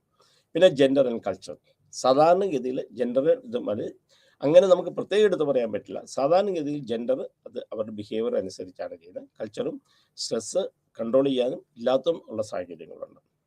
അപ്പം ജെൻഡറും കൾച്ചറും മോഡറേറ്റേഴ്സ് ആണ് സ്ട്രെസ്സിൻ്റെ. ഇതിന് എങ്ങനെ stress of effective performance and productivity, പെർഫോമൻസിന് ഒരു പരിധി വരെ നന്നായിരിക്കും, പ്രൊഡക്ടിവിറ്റി ഒരു പരിധി വരെ നന്നായിരിക്കും. പക്ഷേ ഒരു സ്ട്രെസ്സിൻ്റെ പരിധി കഴിഞ്ഞ് കഴിഞ്ഞാൽ ആ സ്ട്രെസ് പെർഫോമൻസിനെയും പ്രൊഡക്ടിവിറ്റിയും ബാധിക്കും. റിലേഷൻഷിപ്പിലാണെങ്കിൽ റിലേഷൻഷിപ്പിൽ സാധാരണഗതിയിൽ സ്ട്രെസ് നെഗറ്റീവായിട്ടാണ് ബാധിക്കുക. പിന്നെ അല്ലെങ്കിൽ ആ സ്ട്രെസ് ഏത് തരത്തിലുള്ള സ്ട്രെസ്സാണ്. എക്സാമ്പിൾ, ഇപ്പം നമ്മളൊരു മാരേജിന് പോകുമ്പോൾ 2 പേർക്കും സ്ട്രെസ് ഉണ്ട്. പുതിയതായിട്ട് കല്യാണം കഴിക്കാൻ പോകുന്ന ഹസ്ബൻഡിനും വൈഫിനും സ്ട്രെസ് ഉണ്ട്. പക്ഷെ അത് പോസിറ്റീവായിട്ട് വരും. കാരണം പോസിറ്റീവ് സ്ട്രെസ് ആണെങ്കിൽ കുഴപ്പമില്ല, നെഗറ്റീവ് സ്ട്രെസ് ആണ് ഇറ്റ് അഫക്ട് ദ റിലേഷൻഷിപ്പ്. എങ്ങനെയൊക്കെയാണ് സ്ട്രെസ് കോപ്പിംഗ് സ്ട്രാറ്റജീസ്? അതിനകത്ത് ആദ്യം സ്ട്രെസ് സൈക്കിളിനകത്ത് സ്ട്രെസ്സേഴ്സിനെ ആദ്യം അറിയുക. ആ റിയാക്ഷൻ ടു സ്ട്രെസ്സാണ്. സ്ട്രെസ് വരുമ്പോഴത്തേക്ക് നമ്മുടെ ശരീരത്തിന് കുറച്ച് വെയർ ആൻഡ് ടെയർ സംഭവിക്കുന്നുണ്ട്, ഓർഗന് സംഭവിക്കുന്നുണ്ട്. അത് നമ്മുടെ ഹെൽത്തിനെ ബാധിക്കും. ഹെൽത്തിനെ ബാധിച്ചു കഴിഞ്ഞാൽ അടുത്ത പ്രാവശ്യം നമുക്ക് സെൻസിറ്റിവിറ്റി ടു സ്ട്രെസ് കൂടുതലായിരിക്കും. This called stress cycle. അപ്പോൾ ഒരു സ്ട്രെസ് ഉണ്ടാകുക, അതിനെ ഓവർകം ചെയ്യാനായിട്ട് ശ്രമിക്കുക, അതിന് ടെയർ ആൻഡ് വെയർ ഉണ്ടാകുക, സ്ട്രെസ്സിനെ നമ്മൾ റെഡ്യൂസ് ചെയ്യുക, അത് നമ്മുടെ ഹെൽത്തിനെ ബാധിക്കുക. Then it go to the another stress. This a stress cycle. ഇത് ഞാൻ പ്രത്യേകം എടുത്തെടുത്ത് പറയുന്നത് നമ്മുടെ പ്രിന്റ് നോട്ടിനകത്തില്ല, നിങ്ങൾ മനസ്സിലാക്കും. Stress cycle. Then gas, adaptation syndrome. ഇത് 3 കമ്പോണൻ്റ് ആണ്. ഒന്ന് alarm, that is body prepares to action. Resistance, അതിനെ നമ്മൾ ഓവർകം ചെയ്യാനായിട്ട് നമ്മൾ ശ്രമിക്കുക, അല്ലെങ്കിൽ അതുമായിട്ട് അഡ്ജസ്റ്റ് ചെയ്യാൻ ശ്രമിക്കുക. Then next stage is exhaust stage, psychological break down begins. അപ്പോൾ ജനറൽ അഡാപ്റ്റേഷൻ 3 കമ്പോണൻ്റ് ആണ്. അലാം സ്റ്റേജ് ഉണ്ട്, റെസിസ്റ്റൻസ്, എക്സോഷൻ. അലാം സ്റ്റേജ് എന്ന് വെച്ചാൽ ബോഡിക്ക് വാണിംഗ് കിട്ടി, ബോഡി അതിനെ ഓവർകം ചെയ്യാനായിട്ട് നമ്മൾ നിൽക്കുക, ദെൻ അതിനെ ഓവർകം ചെയ്യാൻ ശ്രമിക്കുക, അതാണ് റെസിസ്റ്റൻസ് എന്ന് പറയുന്നത്. Second, the last stage is exhaustion, psychological break down. That is അവിടെയാണ് നമ്മൾ സ്ട്രെസ് തുടങ്ങുന്നത്. Then stress management. ഈ സ്ട്രെസ് മാനേജ്മെൻറ്റ് എന്ന് പറഞ്ഞാൽ അതെന്താണെന്ന് മനസ്സിലാക്കാം. സ്ട്രെസ് മാനേജ്മെൻറ്റ് സ്ട്രെസ് ഇല്ലാത്തൊരവസ്ഥയിലേക്ക് പോകുകയല്ല, ആ നെഗറ്റീവായിട്ടുണ്ടാകുന്ന ആ സംഗതിയെ, നമ്മളെ നെഗറ്റീവായിട്ട് ബാധിക്കുന്ന സംഗതികളെ നമ്മൾ കുറച്ച് മാനസികമായിട്ടും ആ സാഹചര്യങ്ങളായിട്ട് ഒത്തുചേരുന്നതിനാണ് സ്ട്രെസ് മാനേജ്മെൻറ്റ്. സ്ട്രെസ് ഇല്ലാതെയല്ല, ആക്ച്വലി സ്ട്രെസ് കോപ്പിംഗ് സ്ട്രാറ്റജീസ് ആണ്. അപ്പം ആദ്യത്തെ കോപ്പിംഗ് ആണ്, ഗോൾസ് ഓഫ് കോപ്പിംഗ്. എന്തൊക്കെയാണ് ഈ കോപ്പിങ്ങിന് ഗോൾസ്? ആദ്യത്തെ നമ്മൾ എന്താ വെച്ചാൽ നമ്മുടെ എൻവയോൺമെൻറ്റിൻ്റെ നെഗറ്റീവ് ആയിട്ടുള്ള സംഗതികൾ ഡിക്രീസ് ചെയ്യുക. സെക്കൻഡ് എന്ന് വെച്ച് കഴിഞ്ഞാൽ നെഗറ്റീവ് സിറ്റുവേഷനായിട്ട് അഡ്ജസ്റ്റ് ചെയ്യാൻ നമ്മൾ പഠിപ്പിക്കുക. മൂന്നാമത്തേന് സെൽഫ് ഇമേജ് കൂട്ടുക. സെൽഫ് ഇമേജ് കൂട്ടി ആ പോസിറ്റീവായിട്ട് എമോഷണൽ ബാലൻസ് നമ്മൾ കീപ്പ് ചെയ്യുക. നാലാമത്തേത് എൻഷുർ പോസിറ്റീവ് ഇന്റർപേഴ്സണൽ റിലേഷൻഷിപ്പ്. ഈ കാര്യത്തിന്, ഈ 4 കാര്യമാണ് നമ്മൾ സ്ട്രെസ് മാനേജ്മെൻറ്റ് അല്ലെങ്കിൽ സ്ട്രാറ്റജി കൊണ്ട് നമ്മൾ ഉദ്ദേശിക്കുന്നത്. എന്തൊക്കെയാണ് നമ്മൾ പണ്ട് പ്രോ ആക്റ്റീവ് കോപ്പിംഗ് ആണ്, അവോയ്ഡൻസ്. അതിനകത്ത് 5 സ്റ്റേജുകളാണ്. ആദ്യം നമ്മൾ എന്താണ് സ്ട്രെസ് ഉണ്ടാകുന്നതെന്ന് മനസ്സിലാക്കുക. സെക്കൻഡ് സ്റ്റേജ്, സ്ട്രെസ് ഉണ്ടാകുന്നതിനെ നമ്മൾ മുൻകൂട്ടി കാണുക, അതിനെ നമ്മൾ വിലയിരുത്തുക, അതിനെ നമ്മൾ ഓവർകം ചെയ്യുക, സിറ്റുവേഷനെ കോപ്പി ചെയ്യുക, ദെൻ അതിൻ്റെ ഫീഡ്ബാക്ക് എടുക്കുക. ഈ 5 സ്റ്റേജസ് ആണ് കോപ്പിംഗ് സ്റ്റൈലാണ്, proactive and avoidance coping style. Then എമോഷണലാണ്, എമോഷണൽ ഫോക്കസ് കോപ്പിംഗ് ഉണ്ട്. അതായത് അൺചേഞ്ചബിൾ സിറ്റുവേഷനെ നമ്മൾ നേരിടാനുള്ള എമോഷണൽ. ദെൻ നമ്മൾ പ്രോബ്ലം ബേസ്ഡ് ആണ്, ഒരു പ്രത്യേക പ്രശ്നത്തെ നമ്മൾ സോൾവ് ചെയ്യുക, ഡയറക്റ്റ് ആക്ഷൻ ആണ് അതിനകത്ത്. അവോയ്ഡൻസ് കോപ്പിംഗ്, അത് ഡീലിംഗ് ഷോർട്ട് ടൈം പെട്ടെന്നുണ്ടാകുന്ന കാര്യങ്ങൾ നമ്മൾ അതിനെ ഒഴിവാക്കുക. പിന്നെ ഇൻഫർമേഷൻ സീക്കിംഗ്, അത് മെത്തേഡ്സ് ഡയറക്ഷൻ ആക്ഷൻ റെസ്പോൺസ് ഉണ്ട്, ഇൻഫർമേഷൻ സീക്കിംഗ് ഉണ്ട്, സീക്ക് സപ്പോർട്ട് ഉണ്ട്, ഇൻക്യൂബേഷൻ ഒന്നും ചെയ്യാതിരിക്കുക. ദെൻ പല ടെക്നിക്സുകളുണ്ട്, റിലാക്സേഷൻ ടെക്നിക്സ്, മെഡിറ്റേഷൻ. ഈ മറ്റുള്ള സ്ട്രാറ്റജി കൂടാതാണ് നമ്മൾ പറഞ്ഞ എമോഷണൽ ഫോക്കസ്ഡും പ്രോബ്ലം ബേസ്ഡും ഇതെല്ലാം കഴിഞ്ഞിട്ട് പിന്നെ നമ്മൾ ചെയ്യുന്ന ചില ടെക്നിക്സുകളാണ്. മാനേജ്മെൻറ്റ് ടെക്നിക്സ് ആണ്, ഇത് ടെക്നിക്സ് ആണ്, മറ്റേ മെത്തേഡ്സ് ആണ്, ഇത് ടെക്നിക്സ് ആണ്. Relaxation techniques, meditation, yoga, mindfulness, biofeedback, cognitive restructuring. Cognitive perception, cognitive restructuring നമ്മുടെ പെർസെപ്ഷൻ നമ്മൾ മാറ്റുക എന്നുള്ളതാണ്. Then time management, then illness related to food, then carbohydrates ആണ് നമുക്ക് ആവശ്യമുള്ളതാണ്, ലിപ്പിഡ്സ് നമുക്ക് ആവശ്യമുള്ളതാണ്, പ്രോട്ടീൻസ് ആവശ്യം. ഇതെല്ലാം കൂടിക്കഴിഞ്ഞാൽ നമുക്ക് സൈക്കോളജിക്കൽ മാനസികമായ സ്ട്രെസ് ഉണ്ടാകും. Then vitamins, minerals, then determinants. എന്തൊക്കെയാണ് നമ്മൾ ആഹാരം നമ്മളെ ബാധിക്കുന്നത്? ഒന്ന് ഇൻബോൺ പ്രോസസ്, ജന്മം നമ്മൾ തലച്ചോറിനകത്തുണ്ടാകുന്ന ഒരു കാര്യങ്ങൾ. പിന്നെ എൻവയോൺമെൻറ്റൽ ഫാക്ടർ, ചുറ്റുപാടുകൾ, ഫുഡിൽ അവൈലബിലിറ്റി നമ്മൾ കൊണ്ടുണ്ടാകും. പിന്നെ ചില പ്രത്യേക സ്വഭാവങ്ങൾക്ക് അതിനെ കൺട്രോൾ ചെയ്യാനായിട്ടുള്ള ബുദ്ധിമുട്ടുണ്ടാകും. Then eating disorders ഏതൊക്കെയാണെന്നുള്ള പിക്ക, rumination disorder, വീണ്ടും നമ്മളെടുത്ത് അയവിറക്കി കഴിക്കുക, ചിലത് കഴിക്കാതിരിക്കുക, ചിലത് വണ്ണം വെക്കുമെന്ന് വെച്ചാൽ നമ്മൾ കഴിക്കാതിരിക്കുക, വണ്ണം ബുൾമീമിയ, വണ്ണം വയറ്റ് കഴിച്ചു കഴിഞ്ഞിട്ട് നമ്മൾ ശ്രദ്ധിച്ച് കളയുക. ദെൻ സ്ട്രെസ്സൊക്കെ വരുമ്പോൾ കൂടുതൽ നമ്മൾ കഴിക്കുക. ദെൻ സെക്ഷൽ ട്രാൻസ്മിറ്റഡ് ഇൻഫെക്ഷൻസ് ആണ് സെക്ഷൽ പ്രോബ്ലം. ഹെൽത്ത് സൈക്കോളജിയിൽ നമുക്ക് ഏറ്റവും സെക്ഷൽ പ്രോബ്ലംസ് ഉണ്ട്. സെക്ഷലി ട്രാൻസ്മിറ്റഡ് ഡിസ്ഫങ്ഷൻസ് വരും, human immunity virus, HIV, reproductive track infections ഉണ്ടാകുന്ന രോഗങ്ങളാണ്. മാനസികമായി മെഡിസിനും കൊണ്ട് ശാരീരികമായ പ്രശ്നങ്ങൾ കൊണ്ട് സെക്സിനെ നമ്മൾ ബാധിക്കുക. സൈക്കോളജിക്കൽ ഫാക്ടേഴ്സ് നമ്മൾ ബാധിക്കുക. റിലേഷൻഷിപ്പ് ഇഷ്യൂ നമ്മൾ സെക്സിനെ നമ്മൾ ബാധിക്കുക. എന്തൊക്കെയാണ് സെക്ഷൽ ഡിസ്ഫങ്ഷൻസ് ഉണ്ടാകുക? ആണുങ്ങൾക്കുണ്ടാകുന്ന രോഗമാണ് erectile dysfunction disorder. Then female orgasmic disorder. Then delayed ejaculation, താമസിച്ച ഇജാക്കുലേഷൻ ഉണ്ടാകുക. ദെൻ എർലി ഇജാക്കുലേഷൻ, പെട്ടെന്ന് ഇജാക്കുലേഷൻ ഉണ്ടാകുക. Then genital pelvic or penetration disorder, substance or medication induce sexual dysfunction. ഇതാണ് സാധാരണഗതിയിൽ നമുക്കുണ്ടാകുന്ന സെക്ഷൽ ഡിസ്ഫങ്ഷൻസ്. ഇതിനകത്ത് എറക്ടൈൽ ഡിസ്ഫങ്ഷൻ സാധാരണ anxiety കൊണ്ട് നമുക്കുണ്ടാകാം. ഈ ഫീമെയിൽ ഓർഗാസ്മിക് ഡിസോർഡർ പലപ്പോഴും അതിനെക്കുറിച്ച് പരിചയമില്ല, സെക്സിനെ കുറിച്ച് പരിചയമില്ലാത്തത് കൊണ്ട് നമുക്ക് ഉണ്ടാക്കാം. അവിടെ നമ്മൾ സെക്സ് പഠിപ്പിക്കുക, എങ്ങനെ ഓർഗാസം ഉണ്ടാക്കുക, എങ്ങനെയുള്ള കാര്യങ്ങളൊക്കെ. ചിലപ്പോൾ ആങ്സൈറ്റി കൊണ്ട് അങ്ങനെ ഉണ്ടാകാം, ചില ആൾക്കാർക്ക് അങ്ങനെ ഉണ്ടാകാൻ സാധ്യതയുണ്ട്. ഡിലേഡ് ഇജാക്കുലേഷൻ ചിലർക്ക് അതിനെക്കുറിച്ച് അറിയില്ലാത്തതുകൊണ്ടും ചില ന്യൂറോളജിക്കൽ പ്രോബ്ലംസ് കൊണ്ടുണ്ടാകാം. ഏർലി ഇജാക്കുലേഷൻ മിക്കവാറും ആങ്സൈറ്റി കൊണ്ട് മാനസികമായ പ്രശ്നങ്ങൾ നമുക്ക് ഉണ്ടാകാം. ഈ പെനിട്രേഷൻ ഡിസോർഡർ ആങ്സൈറ്റി കൊണ്ടാകാം, വജനസ് മസ് കൊണ്ടുണ്ടാകാം. അത് നമുക്ക് സാധാരണഗതിയിൽ റിലാക്സേഷൻ ടെക്നിക്സിലൊക്കെ നമുക്ക് മാറ്റാണ്. സബ്സ്റ്റൻസ് അബ്യൂസ് മെഡിക്കേഷനും ആ മെഡിസിൻ മാറ്റിക്കഴിഞ്ഞാൽ, അല്ലെങ്കിൽ സബ്സ്റ്റൻസ് അബ്യൂസിൽ നിന്ന് മാറ്റിക്കഴിഞ്ഞാൽ ആ ഫംഗ്ഷൻ നമുക്ക് രക്ഷപ്പെടുത്താൻ സാധിക്കാണ്. അടുത്ത ക്ലാസ് നമ്മൾ പഠിക്കുന്നത് എന്തൊക്കെയാണ് ശാരീരികമായ പ്രശ്നങ്ങൾ, എന്തൊക്കെയാണ് മാനസികമായ പ്രശ്നങ്ങൾ സ്ട്രെസ് കൊണ്ടുണ്ടാകും. അതാണ് അടുത്ത ക്ലാസ് നമുക്ക് പഠിക്കാനുള്ളത്. അപ്പം അതോടുകൂടി നമ്മുടെ ഈ ക്ലാസ് തീരുന്നതാണ്. അപ്പം നമുക്ക് നാളെ ഇതേ സമയത്ത് കാണാം. താങ്ക് യു സാറേ.